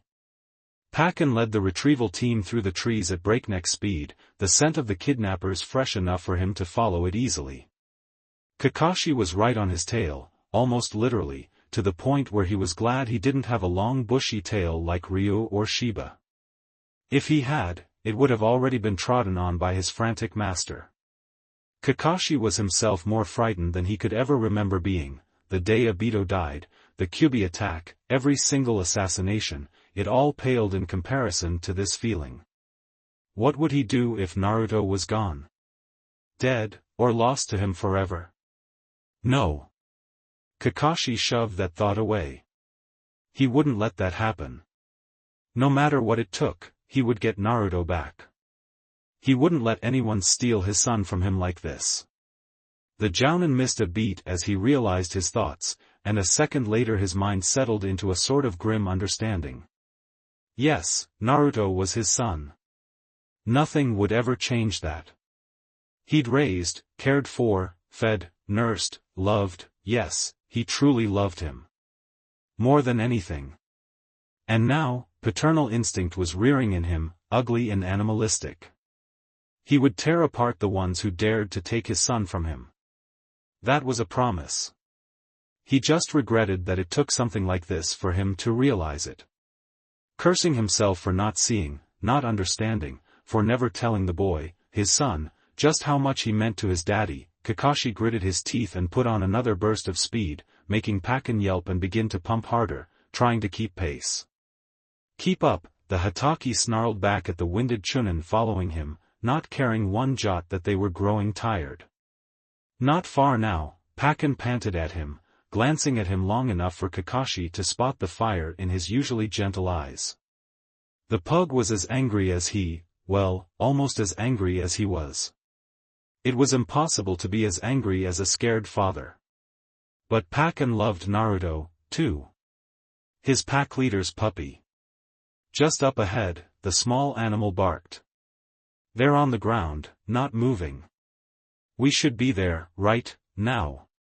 Kakashi forced himself to stop in a tree 100 meters back when Pakken did and observed the situation. Below them, 4 tall figures circled a fifth, smaller one. Kakashi's eyes, used to spotting such details, quickly spotted and logged their Kumo Hitaiate and their defensive stances, before flicking to Naruto and seeing the bloody kunai in his hand. From this angle, he couldn't see the child's face, but he could see that he was shivering. Several of the men were bleeding, and Kakashi felt a stab of pride despite everything. That's my boy. The man with brown hair was flicking through hand signs, and suddenly there was a flare of chakra and Naruto gave a distressed cry before crumpling. The man with green hair caught him and lifted him roughly, slinging the limp body over his shoulder carelessly. Kakashi leant forwards and snarled, sounding more like a dog than Pakken did, and launched himself right into the midst of the kidnappers, Hitaiate up, Sharingan glowing an angry red, a deadly, demonic fury written across Kakashi's whole stance. There was just enough time for one of the fucking dead men who dared to touch his son to say in a slow "Okay, what do we do now" tone, "Shit," before, for the first time since Obito had died, Kakashi lost himself to anger. Kotetsu was running, trying to catch up with his crazy squad leader, when suddenly the beautiful woman, Kurenai, wasn't it? That was on their squad caught him around the shoulders and sent them both crashing to a stop on a tree branch. Izumo banged into them from behind. What dash? Kotetsu began, but Kurenai just pointed ahead and below them. One glance, and both teenagers were suddenly highly relieved she had stopped them. The carnage was unbelievable. Within 10 minutes, the horrible sounds below them stopped, and Kotetsu felt it was safe to uncover his eyes and look again. Kakashi-senpai was kneeling in the middle of the bodies of the men. He'd fought, no, slaughtered, cradling the limp body of the kid they'd been sent to recover tight to his chest, his face buried in the boy's blonde hair. Kurenai was the first one who dared to move.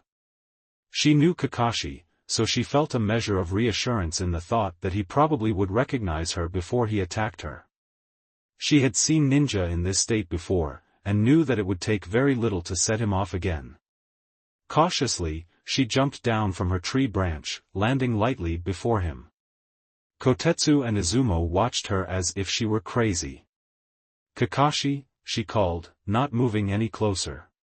For a long moment, he didn't respond, but just as Kurenai was preparing to back off and give him some time to try and drag his mind back together, his head lifted and he looked directly at her. To her very great relief, he didn't seem angry any longer, rather, frightened and grieving. Then, the moment passed and, like a switch had been flipped, Kakashi the father was put away and Kakashi the shinobi was back.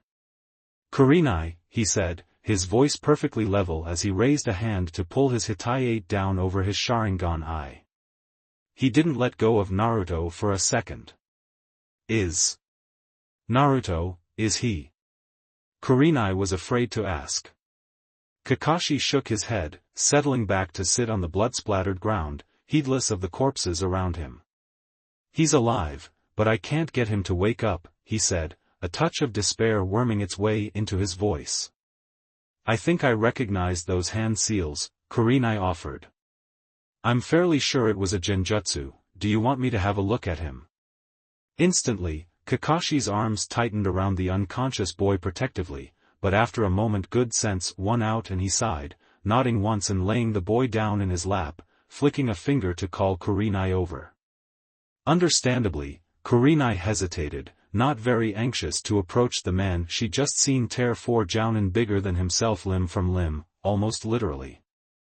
Suddenly, she understood why exactly Kakashi had graduated and been promoted so early. He was brilliant and terrifying. Reminding herself firmly that it was still Kakashi, and that he hadn't changed, just her perception of him, Kurenai moved closer, kneeling before the man. She could sense that he was as tense as a coiled spring as she carefully reached out a hand to examine Naruto, and made sure all her movements were slow and non-threatening. After a moment, she was sure. "It's just a mild sleep jutsu," she reported. "He's fine, not in any pain. I can remove it, but it's safest just to let it wear off naturally. It should only take a couple of hours or so, and he'll wake up feeling like he's just had a nap. Is that okay?" After a pause, Kakashi nodded. Hooking his arms around Naruto and hugging him close again, he stood, saying, "Let's get him home, then. The two boys can gather what's left of them."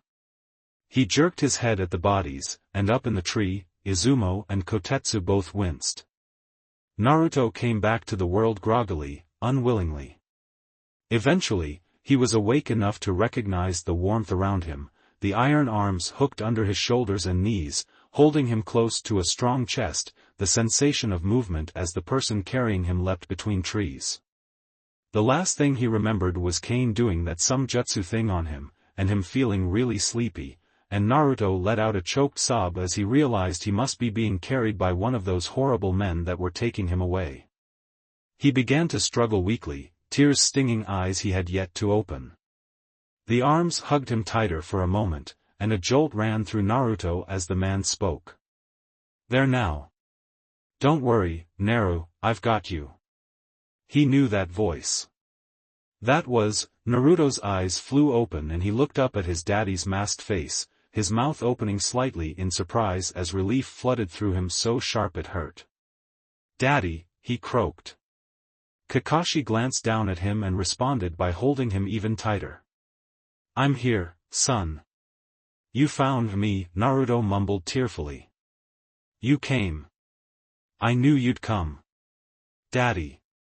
Kakashi shifted Naruto so that he was held up against his chest, and Naruto put his hands around Daddy's neck and breathed in the comforting smell that was his father, beginning to sob openly. Kakashi just rubbed his back, murmuring in his ear softly even as he continued the journey back to Konoha without breaking stride. "Shoo, it's okay, don't worry. I would never let them take you away. I'm sorry I didn't. Get there sooner, Naruto. I love you. Everything is going to be okay. You're safe now. I love you. I love you. My son."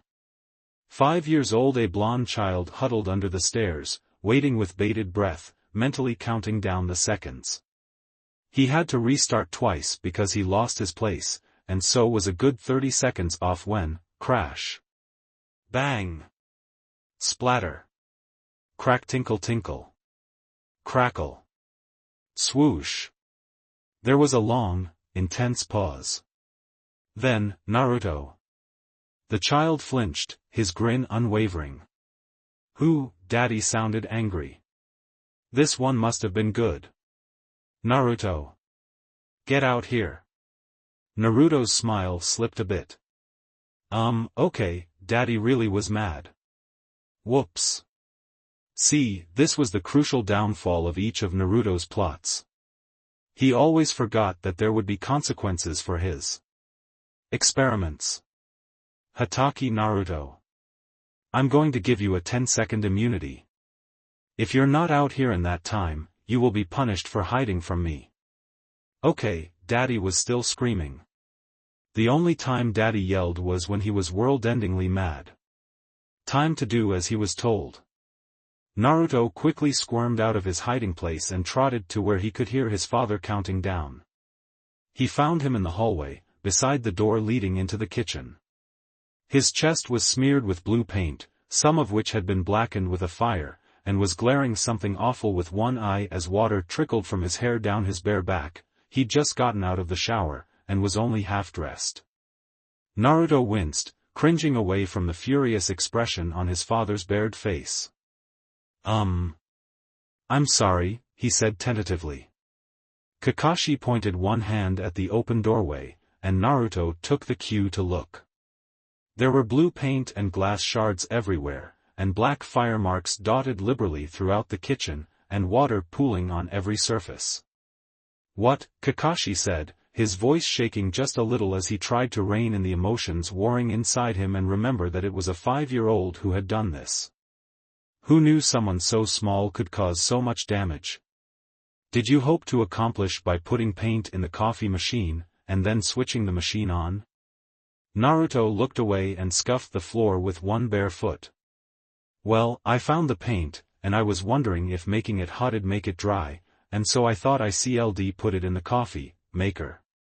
It was a experiment." Kakashi closed his eye. An experiment. Of course. This child would be the death of him. But oh, what a way to go. "Naruto, remember what I told you about doing experiments? What were the rules I gave you?" Naruto bit his lip. I have to tell you, Daddy, and you have to say it's okay, and, not inside the house?" "Right." Kakashi felt himself calming down and tried to think rationally. No one had gotten hurt, although now he had a trashed kitchen and a blue, highly ticked pug dog to track down. Naruto hadn't meant any harm. Nevertheless, he had broken the rules. Rules his father had lain down to protect him and the people and things around him, such as Pakken and his poor kitchen. "You've broken all 3 of those rules, Naruto, and so you are going to have to be punished." God, how he hated those big blue eyes.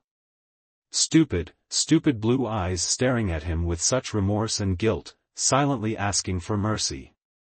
Kakashi ruthlessly squashed any thoughts of going easy on the brat. No allowance for a month, he decided. Since his 5th birthday, Naruto had been receiving a small amount of pocket money every week to spend however he wished, in a bid from his father to teach him how to handle and appreciate money. And bed an hour early for 2 weeks. And you can go run laps in the yard for as long as it takes me to clean up this mess. Do you understand? Yes, Daddy. Naruto, for his part, looked genuinely repentant. I'm sorry. Kakashi let it hang for a moment, before nodding at him. I forgive you, he said gravely. For your information, paint is flammable, and so when exposed to the high pressure and temperature inside the coffee maker, it caught fire, causing the coffee maker to explode and splattering burning paint over the whole room.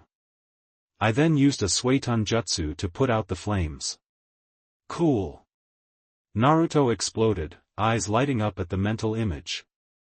Then he caught sight of his father's expression and winced, sobering instantly. Sorry. I should not done it. Kakashi groaned. Go get dressed properly, he said to the young boy standing before him in his pajamas. And I'll do the same, and then we'll get you started on your laps while I start cleaning up this mess. Naruto nodded and turned to run away, stumbling twice on the way up the stairs, but made it to his room without major injury.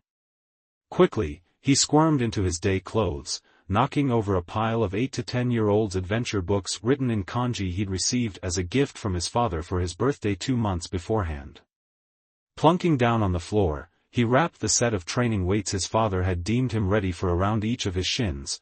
They were really very light, only weighing about 1 kilogram combined, but it was still significant for a 5-year-old, and rested on his special weighted jacket, which weighed a total of 3 kilograms distributed evenly over his back, chest and shoulders.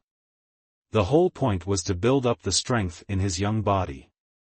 Naruto didn't like the way the weights dragged at him, nor the way he always felt tired and sore at the end of the day when he'd worn them, but he liked the way they made stuff that used to be easy a challenge, like the game was new all over again, and he liked that they would help him grow up to be a big strong ninja just like Daddy. There was almost nothing Naruto wouldn't do to achieve his dream of being just like his daddy. He even consented to eat the icky green things Daddy was forever putting on his plate. Naruto thought they were called vegetables. Ick. After checking in with his father in the hallway again, he trotted to the yard and began his punishment laps, keeping to a jog because he knew he'd likely be running for a long time. Watching him, Kakashi sighed heavily and began collecting brooms, mops and cleaning rags. This was going to take work. Kakashi scrubbed listlessly at a patch of dried paint. He wasn't even halfway done, but he knew he'd have to take pity on Naruto and let him stop soon. The child had been running for the last hour, with only 2 10-minute drink breaks. Maybe he'd set him studying instead. Another 10 minutes dragged by, and Kakashi put down his cleaning cloth, moving to the door leading from kitchen to yard and calling, Naruto. That's enough. Walk a lap, then come inside. The blonde stopped running immediately and gave a tired nod, panting hard. Kakashi smiled under his mask at the thought that there was a chance Naruto would actually sleep during his nap today, rather than just pretending and crawling out of bed to play every time he thought his father was too far away to hear. Giving up, Kakashi lay aside the cleaning gear and moved to the, miraculously untouched, refrigerator, pulling out food and beginning to ferry it to the table in the dining room. Wash your hands and come sit down, he called when he heard the door open and close. Water ran in the trashed kitchen as Naruto washed his hands in the sink there, and the sound of small feet pattered through the house for a few moments before a little head poked sheepishly into the dining room. Upon discerning that Daddy was not indeed still angry, Naruto grinned and came in to plunk at the Eastern-style table, crossing his legs and shuffling the cushion that served as a chair closer to the low wooden surface. Kakashi sat down opposite him and quickly set a meal in front of him, idly listening to Naruto's babbling. I ran 37 times around the yard, and I'm so hungry now but am tired too and, I think after this can I not do my lessons yet please, cause I don't think I'll think good and well, Kakashi interjected. You won't concentrate well. Naruto didn't even pause to acknowledge the correction and just kept right on talking, only stopping with a cry of delight when his father finally grew tired of the chatter and placed Oink on the table. You found him! Naruto exclaimed, grabbing the toy and hugging it close. Oink! He was lost but you got him back. Daddy, you're the best ever. Kakashi watched, amused, as the 5-year-old fussed over his previously lost toy. He was still such a little kid, it was so cute.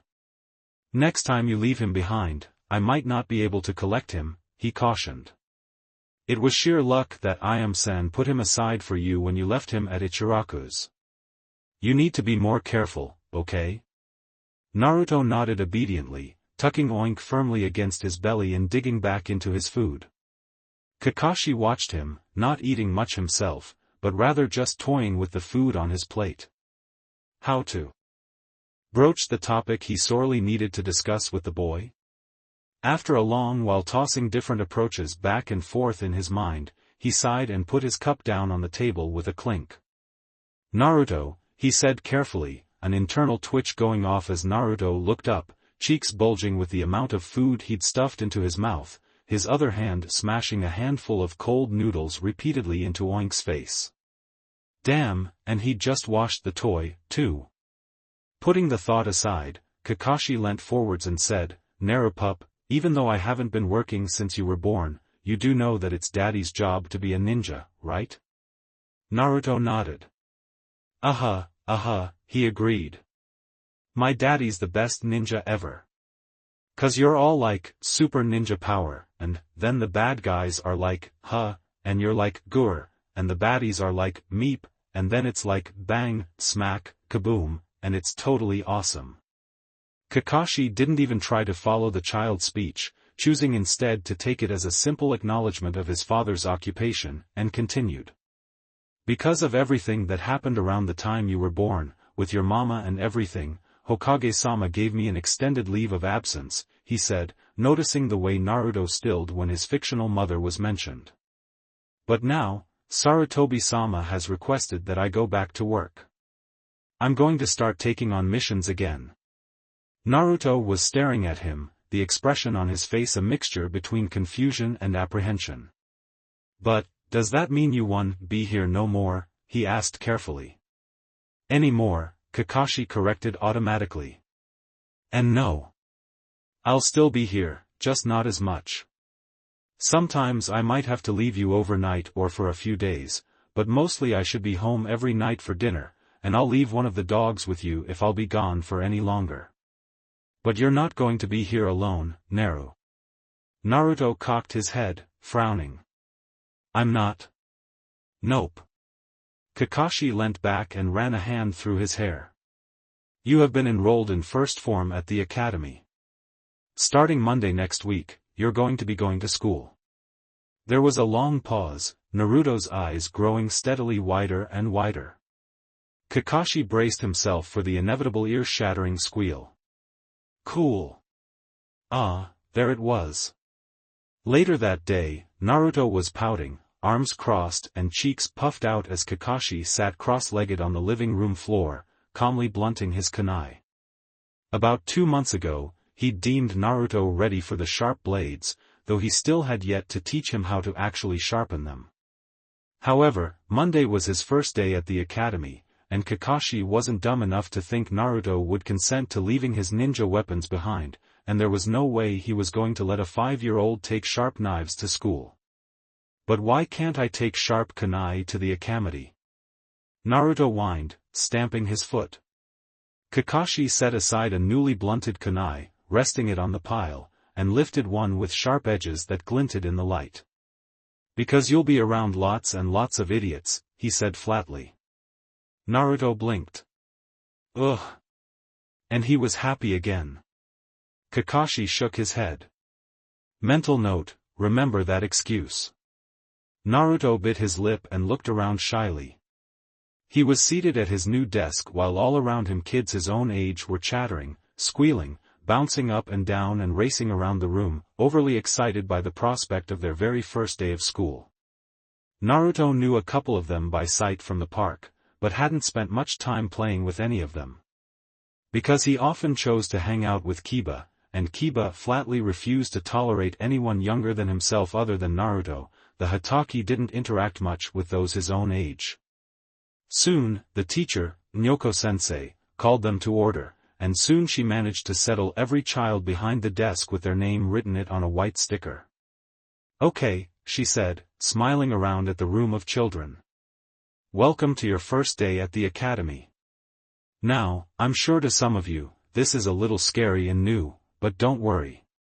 Soon, you'll be pros at our way of doing things. Now, you are all here to learn how to be ninja.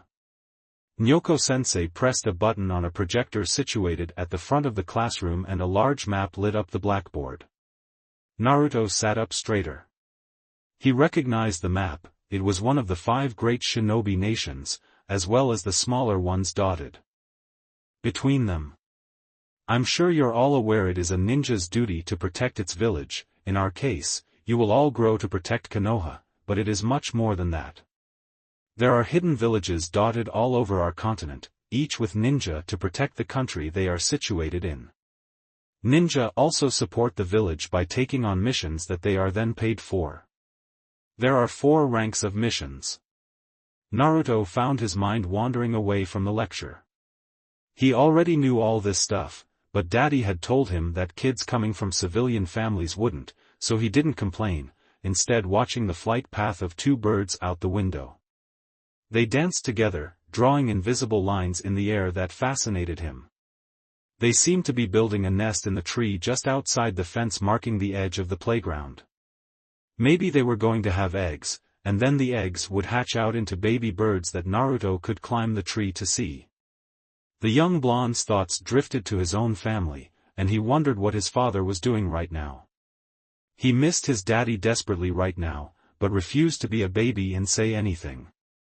A shinobi walked by on the road, passing the tree the birds were flitting in and out of. Naruto sat up a bit straighter, trying to see who it was. It looked like maybe Rato-san, but from behind it was hard to tell. Hatake Naruto-chan. Pay attention, okay? Do you know the answer? Naruto jumped. Nyoko-sensei was looking at him expectantly, and the blonde flushed red. She obviously knew he hadn't heard the question at all, too absorbed in the outside world to listen. Biting his lip, he scanned the front of the room for clues. The map was still projected up the front, and several notes had been scratched up beside it, written hastily as if Nyoko-sensei didn't expect anyone to actually read them. He took a stab in the dark, eyes settling on the kanji 4 rules, and said, Shinobi are governed by a set of guidelines called the Shinobi Laws or Shinobi Rules, 163 in total, that tell them how to live, fight and serve. And even though all of them are important, the first 25 are the most important. Nyoko-sensei looked shocked. Yes, that's right, Naruto-chan, she said eventually. How did you know that? Naruto shrugged. My daddy taught me, he said simply, uncomfortable. Did she want him to list the rules as well? He hoped not, because he could never remember them past number 42. Why was she staring at him like that? That's a little advanced for right now, though it was a very good summary, the teacher praised, still staring at him like he'd grown a second head. Do you think you could answer my question, though? Do you know the 4 different ranks our missions are given? Naruto grinned. Oh, is that what you wanted? He asked. I wasn't listening, so I just guessed. Then he frowned, suddenly confused. But, sensei, there are more than 4 ranks. There's D, C, B, A, S, SS and SSS, but only the ANBU and the bestest best ninja get the SES. Oh, and there's unranked, which are way too dangerous to be put into a class. They're, like, the missions for people like the Hokage and my daddy. Daddy says I'm a unranked mission all on myself, but he's being silly. The teacher's mouth was slack, hanging slightly open, and she appeared frozen, but Naruto had run out of stuff to talk about concerning mission ranking, so he just stayed quiet. As seconds stretched and the other kids began to fidget and whisper, Naruto squirmed uncomfortably, wondering if his sensei wanted him to explain what level of ninja took each ranked level of mission, but lost his nerve and meekly decided to just stay silent until asked. After another long moment, the teacher tore her eyes away and nodded, saying, well, for now we're only going to focus on ranks A, B, C and D. As she continued her lecture, Naruto found himself losing interest again. Nyoko-sensei didn't call on him again. It was a relief when it was time for Nyoko-sensei to herd her students outside for some exercise. Keeping the first-form children still and quiet and listening as they learned theory was nigh on impossible, and she often wondered if they wouldn't get more done mimicking the civilian school and teaching through games and play. But woe betide the chunin who suggested as much to the school board of education, much less the council. This year, the children would be brought up to scratch in fitness, their small bodies punished until they reached the staring point, the place where they were physically capable to begin learning shinobi arts. Second form and above was where they'd learn all those, so Nyoko-sensei's job in this area was a relatively simple one. She put her hands on her hips and smiled at the waist-high children all about her. "Okay," she said brightly, "now, you are going to run some laps around the courtyard here, okay? See the tracks around the edge of the yard there? I want you to run around it 5 times. She held up 5 careful fingers for everyone to see. "Ready? Go! Fast as you can." Naruto agreeably took off, jogging in the middle of his class. This courtyard was about as big as his backyard at home, so 5 laps wouldn't be too hard. He didn't understand, however, why everyone else was going so slowly. Daddy had strapped on his weights this morning, but even with the added burden, he wanted to go faster than his classmates. Were those girls panting? It had only been half a lap. Nyoko-sensei sighed as she watched the young Hotake break rank and continue running. She would be willing to bet every drop of coffee in the academy staff room that his father had been training him, and hummed in disapproval. "I don't like that. He would have been a toddler when his father started him. Pressuring a little kid like that can't be good." The little blonde, who actually wasn't so little compared to the others, he stood a head above the most of them, which Nyoko-sensei supposed was telling of good, strong genes, passed his class again, now a full lap ahead of them. It really shouldn't surprise her that the kid was so advanced. When his father was his age, he'd already made Genin, if rumors were to be believed. And who hadn't heard the rumors surrounding the Hotake family? Whispers of genius and prodigial talent followed them everywhere. There were a few darker rumors, but Nyoko-sensei was too young to have heard much about the Hotake generation before Hotake Kakashi-san. Naruto stopped in front of her. He was panting a little, but didn't look overly winded. The others had yet to complete their 3rd lap. Many had stopped running and were walking instead. "Done, sensei," the blonde chirped. Nyoko-sensei knelt, putting herself on the 5-year-old's level. "Naruto-chan, am I right when I say you've done this before?" she asked gently. Naruto nodded enthusiastically. He said. "Daddy and I go runnin' all th time." "Well, I run, Daddy jogs. His legs long, and it's not fair. But he says I'll grow," Naruto added hopefully. Nyoko-sensei frowned.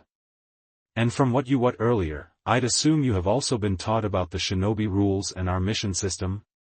Again, Naruto nodded. "And you've learned other things as well?" "Daddy teaches me," the blonde said solemnly. Then he pulled a face. "I has to do 3 hours a day of bookwork before I can do anything fun," he complained. Nyoko-sensei sighed as Naruto pouted, lost in his lamentation of the unfairness of his life. "Why don't you do another few laps while the others finish off?" The Hotake nodded and obediently took off. His teacher watched him go, biting her lip musingly. It was break time. Naruto was standing in the playground, a frown in place. He made no move to join his age mates in their play, and instead scanned the teeming children around him until, Kiba. The Inuzuka spun around, a grin splitting his face as Naruto sprinted up to him. "Well, hello, midget." Naruto pouted. "Not," he said. He beamed proudly.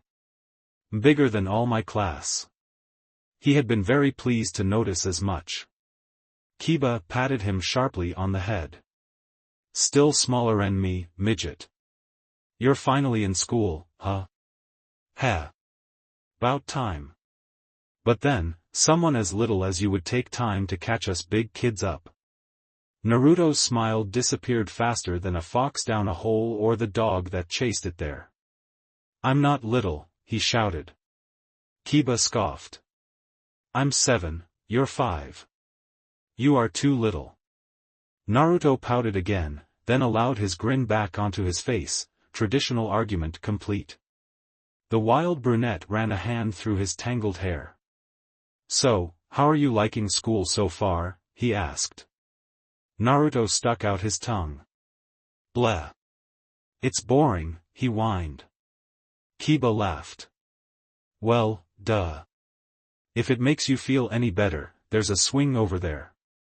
He laughed harder as Naruto's entire body lit up at the news and the 5-year-old turned to race to the favored play device. Nyoko-sensei watched contemplatively from the window as Naruto jumped over Kiba's leg when the Inuzuka tried to trip him and maneuvered the older boy until he could punch him solidly in the chest, and sighed. Then she turned away to go back inside and search out a certain set of paperwork. 3 days after Naruto's first day at the academy, as he had begun to fondly think of it, Kakashi settled in his armchair, pulling a wad of letters towards him. Naruto was finally down for the night, after helping him with the dinner dishes, and his father had chosen this time to go through his mail. He mused mentally, flicking through the letters. Bill, letter from old friend, wasn't he dead? Oh, well, Bill, notice, memo, summons, oh for the love the gods. Kakashi paused to set fire to yet another pornographic magazine. Jiraiya the legendary bastard kept subscribing to them in Kakashi's name, having them mailed to the Hokage household. So, where was I? Right, Bill, notice, ashes, letter from the academy, what could Naruto have done already? Okay, this one I'll read. Curiously, he opened the letter, slitting the envelope and pulling out the carefully printed note, scanning it quickly. It was a letter from Naruto's teacher, a highly detailed and logical explanation as to why his son should be given careful consideration. He was highly advanced for his age and so was bored and idle in the lowest form, and although it was good for children to be with others their own age, Naruto really was better off in a higher grade, and how Nyoko-sensei had filled out the forms required to move the child up a grade, though they still needed Kakashi's signature, and that she encouraged him to think about it and come speak to her before he made his decision. Kakashi set the letter down and flicked through the forms, before chuckling and reaching for a pen. Quickly, he scribbled his name on the dotted line waiting for his signature, slipping the forms back into the envelope. As an afterthought, he added a note, knock yourself out, Naruto will love being bigger. As he resealed the packet and set it aside, he shook his head. I do hope this doesn't go to the kid's head. Akemi-sensei flicked black hair out of his eyes and looked around at his class +1. Today, Monday, week 2, he had a new student. Hokage Naruto was sitting in the third row, blonde hair just visible over the girl in front of him, looking completely unremarkable and just a fraction smaller than the others in the room.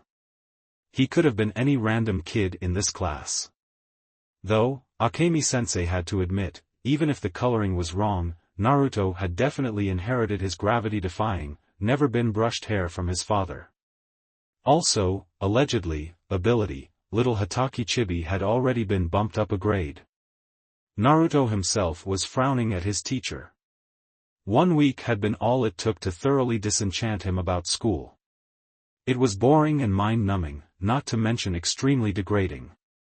He'd been told that this week he'd be with a more advanced class, but didn't hold much hope that it would challenge him at all, judging from the katakana letters on the blackboard. He wasn't even sure these so-called chunin were really teachers. They certainly didn't act like Daddy, and everyone knew Daddy was the bestest ninja in the whole universe. So he settled into a perfect disgusted little boy pose, arms crossed, are you kidding or just dumb expression firmly, and unconsciously, in place. Alright, kids, Akemi-sensei said, lifting a piece of chalk. Today we're learning about chakra. Kakashi pushed the door open and stepped inside the classroom, sighing heavily when he saw Naruto seated in a low wooden desk he assumed had been assigned to the child, swinging his legs moodily as he glowered at the floor. The Chunin instructor, Yuta Akemi, if Kakashi remembered correctly, was looking equally surly, and was marking a few papers rather more violently than absolutely necessary. Daddy! Of course, Naruto was the first one to notice him. Before either adult could speak, the 5-year-old pointed a damning finger at his teacher and said hotly, "He wouldn't let me leave. I don't think he's even a real ninja." "Hataki-san," Akemi-sensei ground out, "your son has been detained, and I have summoned you, to speak about a very serious matter. Earlier today, your son threw a live kunai at me in the middle of my lecture. Children in my class are not to have live kunai, they have only just begun using the wooden mock-ups, and this blatant disrespect is concerning." Kakashi winced at the condemning tone. Gee. He stalled, looking at where Naruto was sulking, unrepentant, arms crossed and cheeks puffed out, mere seconds away from a full-scale tantrum. On the board off to the left of the front of the room, Kakashi spotted Naruto's childish katakana writing, repeating the line, "I will not endanger myself or my classmates by throwing kunai, and I will not disrespect my teacher by trying to physically harm him out of turn," a fair few times. The Hataki winced at the length of the sentence and wondered how many times Naruto had been made to write it out. No wonder he looked so mad. Akemi-sensei was looking impatient, so it was probably time to stop thinking and start talking. "Naruto," he sighed, "why did you throw a kunai at your teacher? You know better than to attack comrades." The blonde drew himself up indignantly, meeting his father's gaze defiantly as he spat, "He's not a real ninja. He don't know what chakra is. He's a poster." Kakashi blinked. Of all the things he could have expected, that wasn't one of them. "An imposter," he repeated carefully, glancing with mild suspicion at the other man. Children were often much more perceptive than adults, and Naruto never lied, so everything he said had weight. He honestly believed this man to be an imposter, and that was enough to put his father on guard. Naruto nodded, a stubborn pout on his face as he crossed his arms and lifted his chin. "Aha! You shall beat him up, daddy. He's not a real ninja. Not like you." Akemi-sensei was spluttering indignantly, and Kakashi began to have an inkling of what the problem was. "Why do you think he's not a ninja, Naruto?" he asked. Naruto scowled. "He don't know chakra. He sai, chakra's energy at ya need ta live, and fight and stuff, but he's wrong. Chakra is an equal measure spiritual and physical energy that sustains us and is closely interwoven with our internal network, circulating our system like blood, which may be used to fuel different techniques and jutsu to aid in the fighting of an enemy. The child's tone turned sophisticated as he quoted his lesson book perfectly from memory with none of his usual bad grammar and pronunciation. Kakashi sighed again and ran his hand through his messy silver hair, looking at a shocked Chunin. Well, I think it's clear what's happened here. Naruto, I'll have you know that Akemi-sensei is a real Chunin and is not, in fact, an imposter. He is simply simplifying, so that the others in your class may follow, because they have not been taught what you have just yet. Remember? I told you that might happen. Akemi-sensei, no harm, no foul? Kakashi looked hopefully at the teacher, who crossed his arms and huffed. He still shouldn't be keeping live kunai with him, he argued. Kakashi shook his head. I'm sorry, sensei, but I will not take them from him. I promised him that he could have weapons if he came here alone, without me or one of my dogs to protect him. I'm sure you heard about the incident last year, when he was nearly abducted? Well, ever since then, he's felt vulnerable, without me near. If kunai keep his nightmares away and let him play with his friends without fear, I have no objection with letting him hold on to them.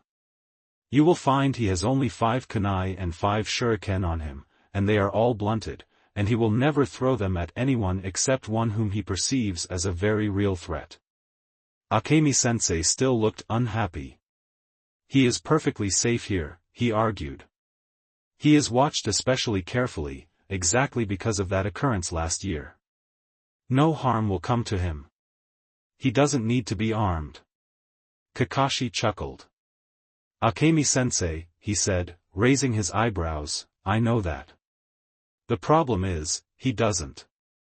The kid knows there are people who would seek to harm him out there, and feels vulnerable, rightly so, I must add. Don't take his perceived insurance away from him. For a long moment, Akemi-sensei stared at him, before he sighed heavily and stood, moving to the door. Wait here, he said tiredly, I'll go get the forms to move him up a grade. Naruto cheered loudly. Yay! Kiba's class. Awesome! Kakashi resisted the urge to bang his head on the table.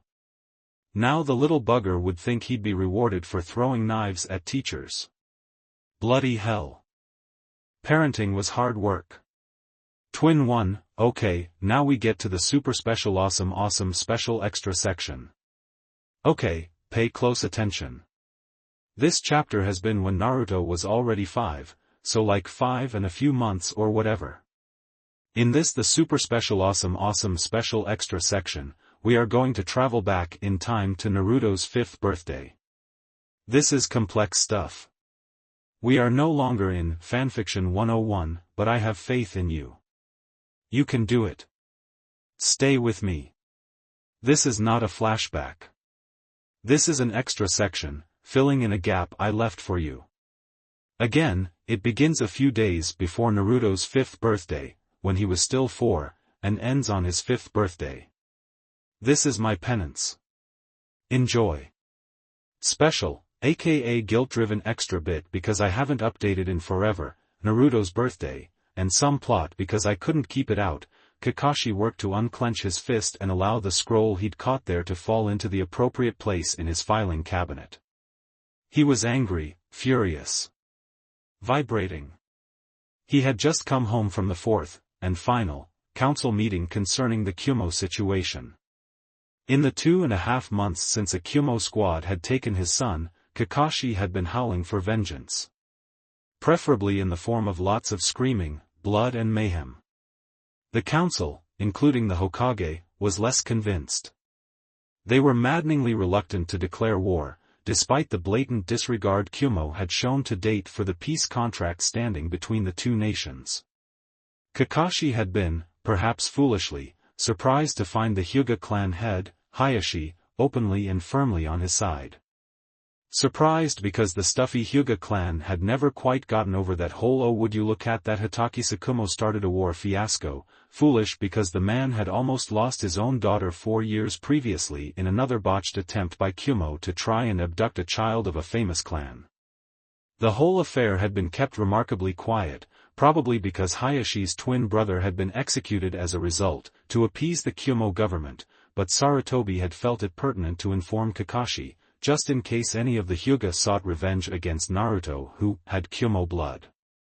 Strife, politics made him sick to his stomach. The Hitaki was grimly pleased to find a kindred spirit in Hayashi. These attacks will continue, the Hyuga had argued. Unless we do something, Kumo will just grow bolder. We have no proof, insisted Koharu, the old coot, as she shot a dirty look at Kakashi. Hitaki-san has seen to that. Which was how he had ended up with no war and an official reprimand in his hand for unnecessary force. With a heavy sigh, Kakashi pushed his filing cabinet closed and willed his anger away.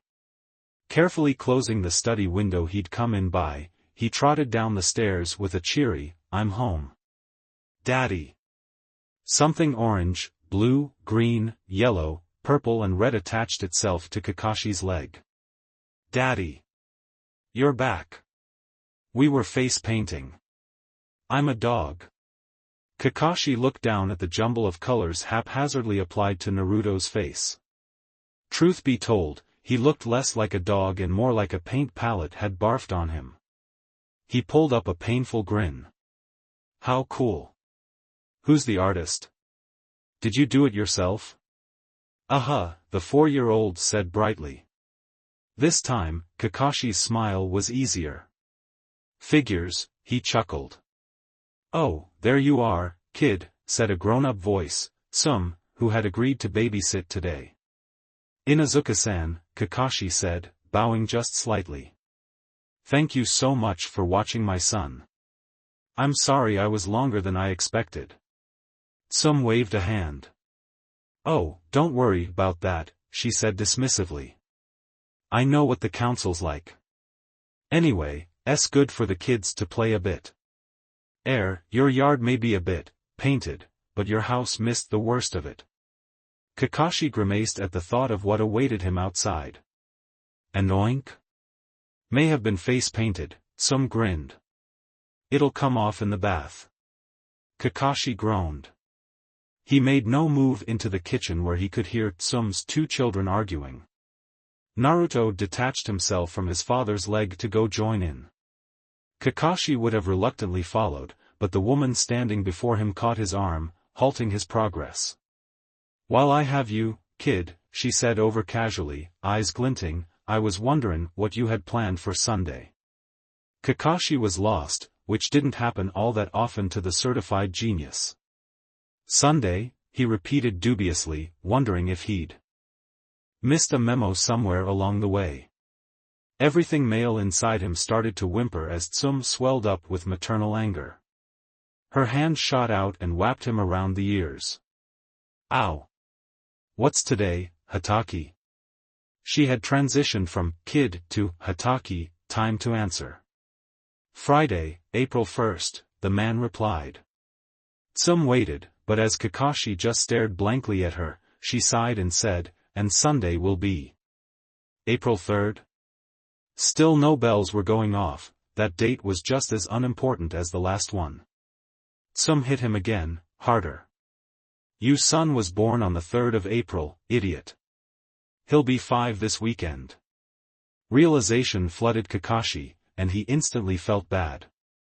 Which probably had to do more with the way Tsum was glaring and less with forgetting his son's fake birthday. Oh. Not the response Tsum wanted, apparently, as she hit him again. Idiot. Ow. Raising an arm to fend off more blows, Kakashi ducked his head and cried, well, what am I supposed to do? That gave the woman pause. Oh, she said, realizing who exactly she was scolding. Kakashi's own birthday parties had been pretty thin on the ground as a kid, and even now, because some things died hard. Under the circumstances, Tsum thought it best to speak slowly and clearly. And simply. You throw him a party, she enunciated. You make a fuss. You give him gifts. You forget your OCD aversion to unhealthy food for a morning. Get it, genius? Kakashi grimaced. Parties, gifts and fusses had never been his forte. Can't I just pat him on the head and tell him he's 5 now over breakfast? It was what he'd done last year, around April 14th, because he'd forgotten last year too. He ducked another swat. No. Arg, kid, you're useless. Okay, new plan. You, the brat, at my house, 10 o'clock Sunday morning. On time. Evil glare. Kakashi considered protesting that he wasn't late that often, and had she ever tried getting Naruto fed, clean and dressed by a deadline before, but his ears were still ringing with the force of the last blow she'd landed, and he decided that silence was the better course of valor. Yes, Inuzuka-san. And you start telling your brat that he'll be 5 soon, why here?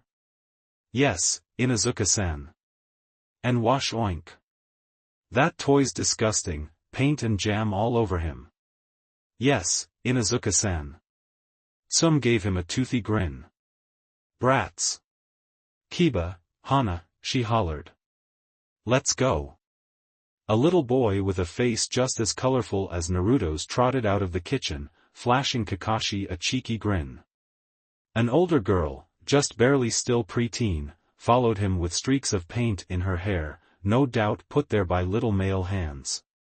Goodbye, Hataki-san, she said politely as she passed, following her family out the door. There was a silence when they'd left, leaving Kakashi to raise a hand to rub his aching head. "Ma, what just happened?" A squeal from the kitchen, followed by an ominous crunching noise and, "uh-oh," made Kakashi jerk and stumble towards the room his son was in, well aware that it was already far too late to stop or help the damage. 2 days later, Kakashi held Naruto's hand firmly and hurried along the road towards the Inuzuka compound at 9:49 in the morning, well aware that it would take at least 15 minutes to get there. So this is how Obito felt all the time, he thought absently, cringing at the thought of what Tsum would do to him. "It's my birthday," Naruto announced to anyone passing by. "It's my birthday. It's my birthday. Daddy, Daddy, it's my birthday." "I know, Naruto," Kakashi replied. "How old are you?" There was a pause as Naruto thought about it, counting on his free hand as he was tugged at high speeds through the streets. 5, the boy eventually decided. "That's right," Kakashi smiled, closing his eye for the briefest moment to do so. "And we're going to visit Kiba-kun." "Kiba. On my birthday." Naruto revisited the point. "It's my birthday, Daddy." They reached the Inuzuka compound 2.5 minutes late, but thankfully Tsum was not the timekeeper Kakashi had been in his youth, and she just gave him an approving nod and continued hanging the streamers she was attempting to fix to a tall light fixture. The compound's main courtyard was a grassy place that was ringed with buildings, each of which had a tiled patio making a wide border for the scraggly lawn. It was nowhere near as refined as the Uchiha compound or as elegant as the Hyuga compound, and had the air of chaos in it.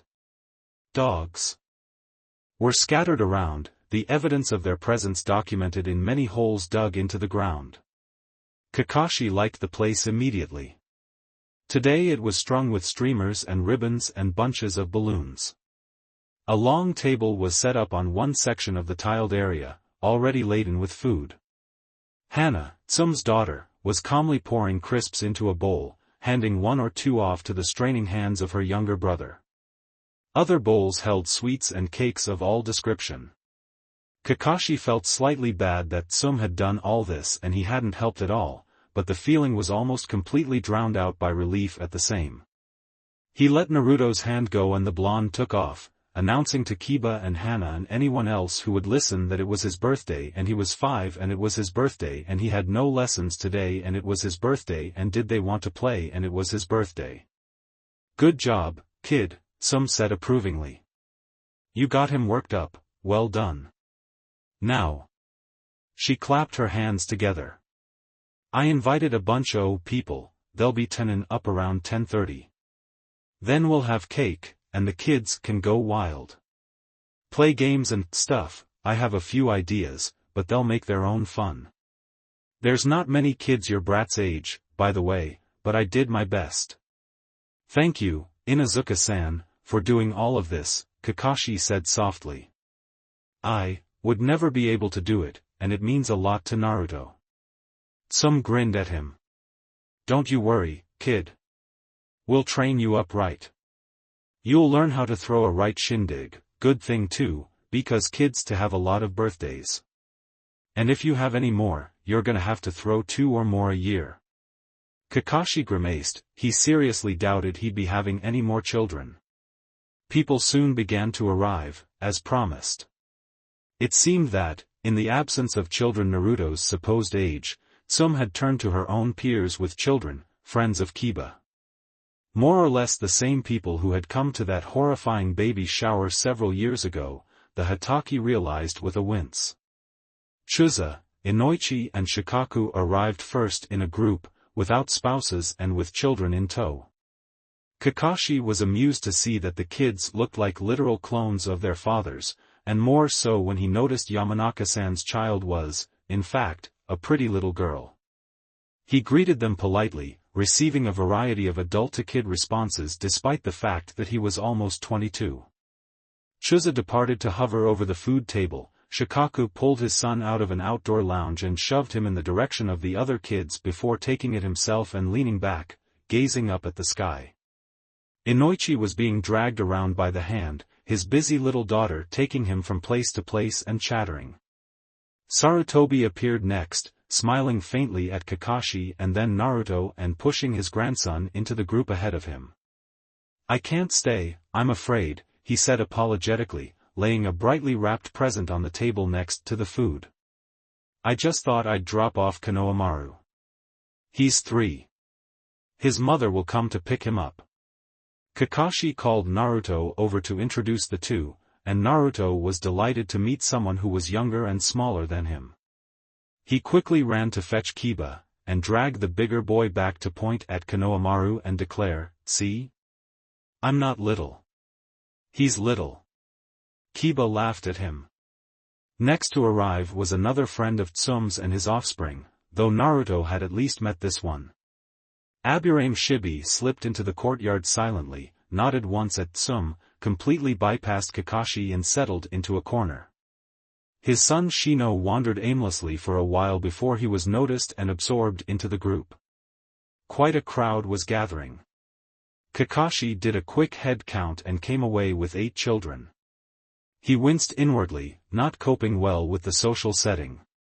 "Is anyone else coming?" he asked Tsum, almost unaware of how strained his voice was. The wild woman shrugged. "Dunno," she said. "Don't think so. I invited everyone I could think of, but I don't reckon the Uchiha will come. They don't like you too much, and they're not fond of me neither, so." She shrugged carelessly. Kakashi felt a jolt to realize that she had invited Obito's relatives, with whom he was not on good terms. "Hatake Kakashi is a thief and a liar and we demand that he be blinded," and breathed a sigh of relief when he discovered they would not be coming. Still, there was a surprise on the way, for he had barely sighed when another guest arrived, 1 adult and 3 smaller figures, all dressed in pressed cream muslin. Hyuga Hayashi walked calmly into their midst, holding his 2-year-old daughter in his arms and leading his 6 or 7-year-old girl by the hand. A boy not much older followed a few paces behind, eyes down, and Kakashi realized that this must be Hayashi's nephew. "Hyuga-san," he said. Hayashi met his eye for a long moment before he released his elder child's hand and placed the younger on the ground. "I apologize for our slight lateness," he said. "It was 10:40. Have you met my children? This is my daughter, Hinata, and her sister, Hanabi." He indicated each child in turn, before drawing the boy closer with a gesture. "My brother's son, Niji," he added. "Wow," some commented. "I didn't think you were comin', Hyuga." Hayashi raised an elegant eyebrow at her. "You invited us, did you not?" "Well, yeah, but I didn't think you'd actually come," the Inuzuka argued. "I never have before. I have never been invited to the birthday celebration of the son of Hatake Kakashi before either," Hayashi replied dourly with the slightest of smirks. He'd clearly been invited to Kiba's and maybe even Hana's birthdays before, and so his statement was an insult. Tsum, far from offended, just snorted. "Away with ya," she scoffed. "Come on, eat some junk food like a normal person. Send your kids into the fray." With a word, Hayashi did just that, sending his children to wish Naruto a happy birthday and make the lad's acquaintance. Kakashi kept Hayashi's eyes for a long moment. "I didn't expect you," he finally admitted, and it was true. He'd had no idea of the guest list, but even if he had, he'd never have expected Hayashi to show up. The Hyuga gave a sort of hybrid shrug via the tilting of his head to one side. "Fate deals us many twists and turns that we do not expect," he replied simply. "Though, I do have a favor to ask." Kakashi was instantly on guard. "Yes," he said cautiously. Hayashi almost smiled blithely at him. "As it was decided that the men you killed nearly 3 months ago, those that attempted to abduct your child, were unidentifiable, they have become your property, your problem. Kakashi nodded. That was the law, but he hadn't been thinking of claiming his right to them. "Do you have any need of them?" "None," Kakashi said tightly, suspecting a trap, unable to see it. Hayashi looked pleased. "In that case, I wish to ask you if I might trouble you to gift them to me." Kakashi blinked. You, want the mangled corpses T and I has in their freezer, he said dumbly. You do know there's not much left of them, right? Are their heads more or less intact? The Hyuga inquired. Their heads? Yes. Kakashi said slowly. It was a sad commentary on his life that having this conversation to a background melody of laughing children was completely normal. Mostly. Then they will serve my purpose. Kakashi briefly considered asking, but decided against it. He also briefly considered the wisdom of blindly trusting a Hyuga, but decided to go with his gut instinct. You can have them. They're all yours, he said. He rather liked the look in Hayashi's eyes as the man thanked him, and wondered again what he was planning. Some interrupted before he could decide whether or not to ask, dragging them both away to the food table. The adults gathered in the shade to watch the children play, and play they did, drawing together and starting a game of ninja, always a favorite, with a very complex plot, involving zombie mutant gorilla samurai and an abducted princess, a role Ino graciously assumed. Hinata got designated the role of protective fairy, and little Hanabi was incredibly put out when she was told she couldn't be a ninja because she was too little and a girl, and instead had to be a witch or another stolen princess. There was a wrestle over the dispute, and when she managed to push Kiba to the ground, it was agreed that she could be a warrior sorceress, which, Hana explained as she pulled the Hyuga off her brother, was like a kunoichi with magical powers, and was much cooler than a plain old shinobi. Hana herself grudgingly agreed to be the bad guy, though Kakashi never gleaned if she was a monster, a sorceress or an army personified. Perhaps all three. She was aided by her 3 puppies, who all bounced and growled threats in hilarious squeaky voices. The boys banded together and an epic battle took place, involving many heroic acts and much confusion, until Tsum announced it was time for cake. The princess was hastily rescued, and the children crowded around a store-bought birthday cake, leaving many sneaky finger smudges. They sang happy birthday to Naruto, who looked around as if he thought they were insane when they began. He listened with fascination until the song ended, then looked up at his father and said, "CN, we have cake now, Daddy?" "Yes, Naruto," Kakashi replied seriously, reaching for a knife after a nod from Tsum. "Here. Mind your fingers, this knife is sharp, I don't want to cut you." He efficiently cut up the cake, giving Naruto his pick of the resulting slices. With the birthday boy in possession of his piece, the other adults quickly moved forward and between them all, the other kids got their cake remarkably quickly. Just as they were eating it, Kakashi giving many excuses not to have any himself, none of which were believed, wimp, Tsum had declared, when the last partygoer arrived. "Wosh. I am sorry I am late. It is most unyouthful. Regrettably, I was unable to complete my morning mission in time to arrive at the celebration of my noble rival Kakashi's child. But we shall persevere. Let us celebrate the youthful Naruto's life." Kakashi was frozen in horror, the spandex-clad man who had just arrived striking a good guy pose before him. Almost frantically, he looked around for an escape route. All he found was Tsum's amused expression. "Oh, I forgot to mention," she said lightly. "Of course I invited Gai-san to your son's birthday party, Kakashi. You and he are such close friends." Kakashi narrowed his eye at her, seriously considering bodily harm. Meanwhile, Naruto had gotten over his own surprise at Gai's arrival. "Froggy-san," Naruto announced, his voice carrying splendidly. Every adult in the courtyard stilled. Kakashi groaned aloud. "The longer I have this kid, the more ritual suicide appeals to me," he thought glumly, raising a hand to his face. "Guy, I am so sorry," he said.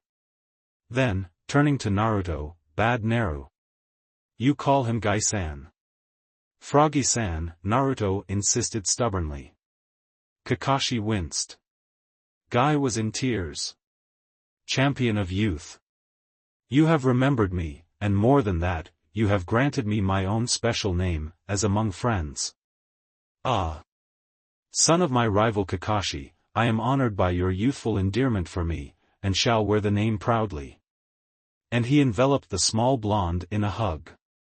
Naruto, quite unperturbed, just patted Guy's shiny black head and said solemnly, "Good Froggy-san." Kakashi idly wondered if he should tell Guy the truth, that this was no nickname. Naruto actually believed him to be some kind of mutant giant frog, but decided that Guy would be happier not knowing. A memory drifted through his mind, a toddler holding an orange plush frog high in preparation to hurl it down the stairs. S.A. Froggy, Daddy. Froggy's Dawn has names. Ey dumb. Kakashi had to excuse himself, or be seen in public laughing himself sick. It took a long time for the kids to wear themselves out, especially as they kept refueling on the processed sugar that Tsum had put out. Kakashi had to physically restrain himself from snatching the sweets out of Naruto's sticky little hands, and instead just braced himself as the blonde began to literally bounce off the walls. There was much squealing, shrieking, running, bouncing, laughter and giggling, and the children all had a fine time. The adults stood around, chatting, and Kakashi steadfastly bore it for his son's sake. They opened presents, and everyone had brought one for the birthday boy.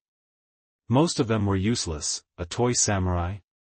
Honestly, or messy, those crayons were going straight on the walls. Kakashi just knew it, or just plain, weird. Why had Guy given him a plastic cactus that danced when put in sunlight?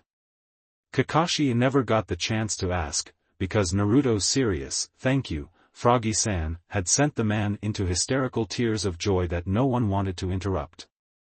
Only Hayashi had procured a proper gift. A meek Hinata was given the task of handing it over, and she smiled at the littler boy and patted his golden head when he thanked her sunnily. Inside were a tiny set of weight clothes, specially designed for young children, a favorite tool of Shinobi parents training their children for the same. Naruto shouted his delight, and Kakashi bent over him to pluck one of the shin weights out of the box, examining it, before looking up at Hayashi. "I have noticed you and the boy about the village," the Hyuga said, by way of explanation. "You seem to be teaching him, but I have yet to see him wear any weights. They may be a little large, but he needn't start wearing them right away." "Thank you," Kakashi said sincerely, placing the weights back in the box. He nudged Naruto. "Thank Niji-kun, Hinata-chan and Hanabi-chan for your present, Narupup." The three Hyuga children who had given Naruto the weights were treated to enthusiastic hugs of thanks. Eventually, the sugar high burnt out, and all at once, every child was yawning. They doggedly continued their play for a while, the lure of duck duck goose just too strong to give up the game for something as mundane as sleepiness. But the energy petered out of the kids with startling suddenness. Shikamaru was labeled Goose, but didn't even bother to get up to chase Konohamaru, instead making a vague motion in the Sarutobi's direction before sighing and collapsing backwards, closing his eyes. The boy said. As if that was the cue, all the other children sitting in the circle tumbled over on the grass, falling asleep there in the sun in mere moments. Photographs were taken, and quiet goodbyes were said, before parents silently lifted their sleeping treasures and bore them away. "You see, kid," some whispered hoarsely to Kakashi when they were the only ones left, gathering kiba from the grass while Kakashi eased Naruto into his arms, "that is what you do on a birthday." "Raikage-sama?" The yondaime Raikage glanced up at the Chunin standing before him. "Yes, Aki-san? There's mail here, just delivered by a flock of falcons. For boxes, sir, addressed, well, there are no wards or traps on them, and our scans revealed nothing dangerous inside, so should I bring them in?" The Raikage frowned at the babbling, but nodded. "Do it," he ordered roughly. The Chunin disappeared, returning a moment later with 4 plain cardboard boxes balanced in his arms, the kind that were used for ordinary post all over the continent. The boxes were placed before him on his desk, and the Raikage lifted the first one, examining it. It was addressed to Hatake Kakashi, in Konoha. The sender, he was surprised to see, was himself. This was the same on all 4 parcels, he soon noted. He had sent no package to the Konohan Hatake filth who had stolen a Kumo baby, so naturally the return of such puzzled him. "Do we have any record of this being sent?" he asked the Chunin. The shinobi fell over himself to shake his head. "No sir. Nothing. That's why I thought you'd want to see them, sir." The rakeage looked for other writing on the boxes. Each one had 2 phrases bannered across them in red ink: "Return to sender," and "Damaged goods." Damaged goods? Ever the cautious man, the yondaime ran a few tests of his own, coming away with nothing but a strong sense of white chakra, very similar to that which he had personally encountered not in Hatake Kakashi, but in the man's father when once they'd crossed blades. Whatever goods were damaged, Hatake had damaged them himself. But there were no traps or danger that he could find, so he reached for a blade and slit the seal, opening the first box. He quickly shut it again and closed his eyes. For a long moment he didn't move, before he opened his eyes and turned to the Chunin. "Go find the next of kin of Masuka Kane, and the next of kin of each of his squad," he said grimly. "I have bad news for them." The Chunin paled, but hurried to do his Kage's bidding. Once alone, the rakeage once more braved what was in the box, wincing at what he saw. He quickly snatched the paper he saw inside and closed the box again to read the single sentence inscribed there. "Our patience grows thin. Hyuga Hayashi." Thanks for watching. If you enjoyed this video, smash that like button and subscribe for more content. Support the original author by clicking their profile link in the pinned comment of the first video of this series. They deserve the love. Want early access and exclusive content? Join my Patreon community, link below. Your support fuels these videos. Drop a comment with your thoughts, and I'll catch you in the next video. Stay entertained, stay safe.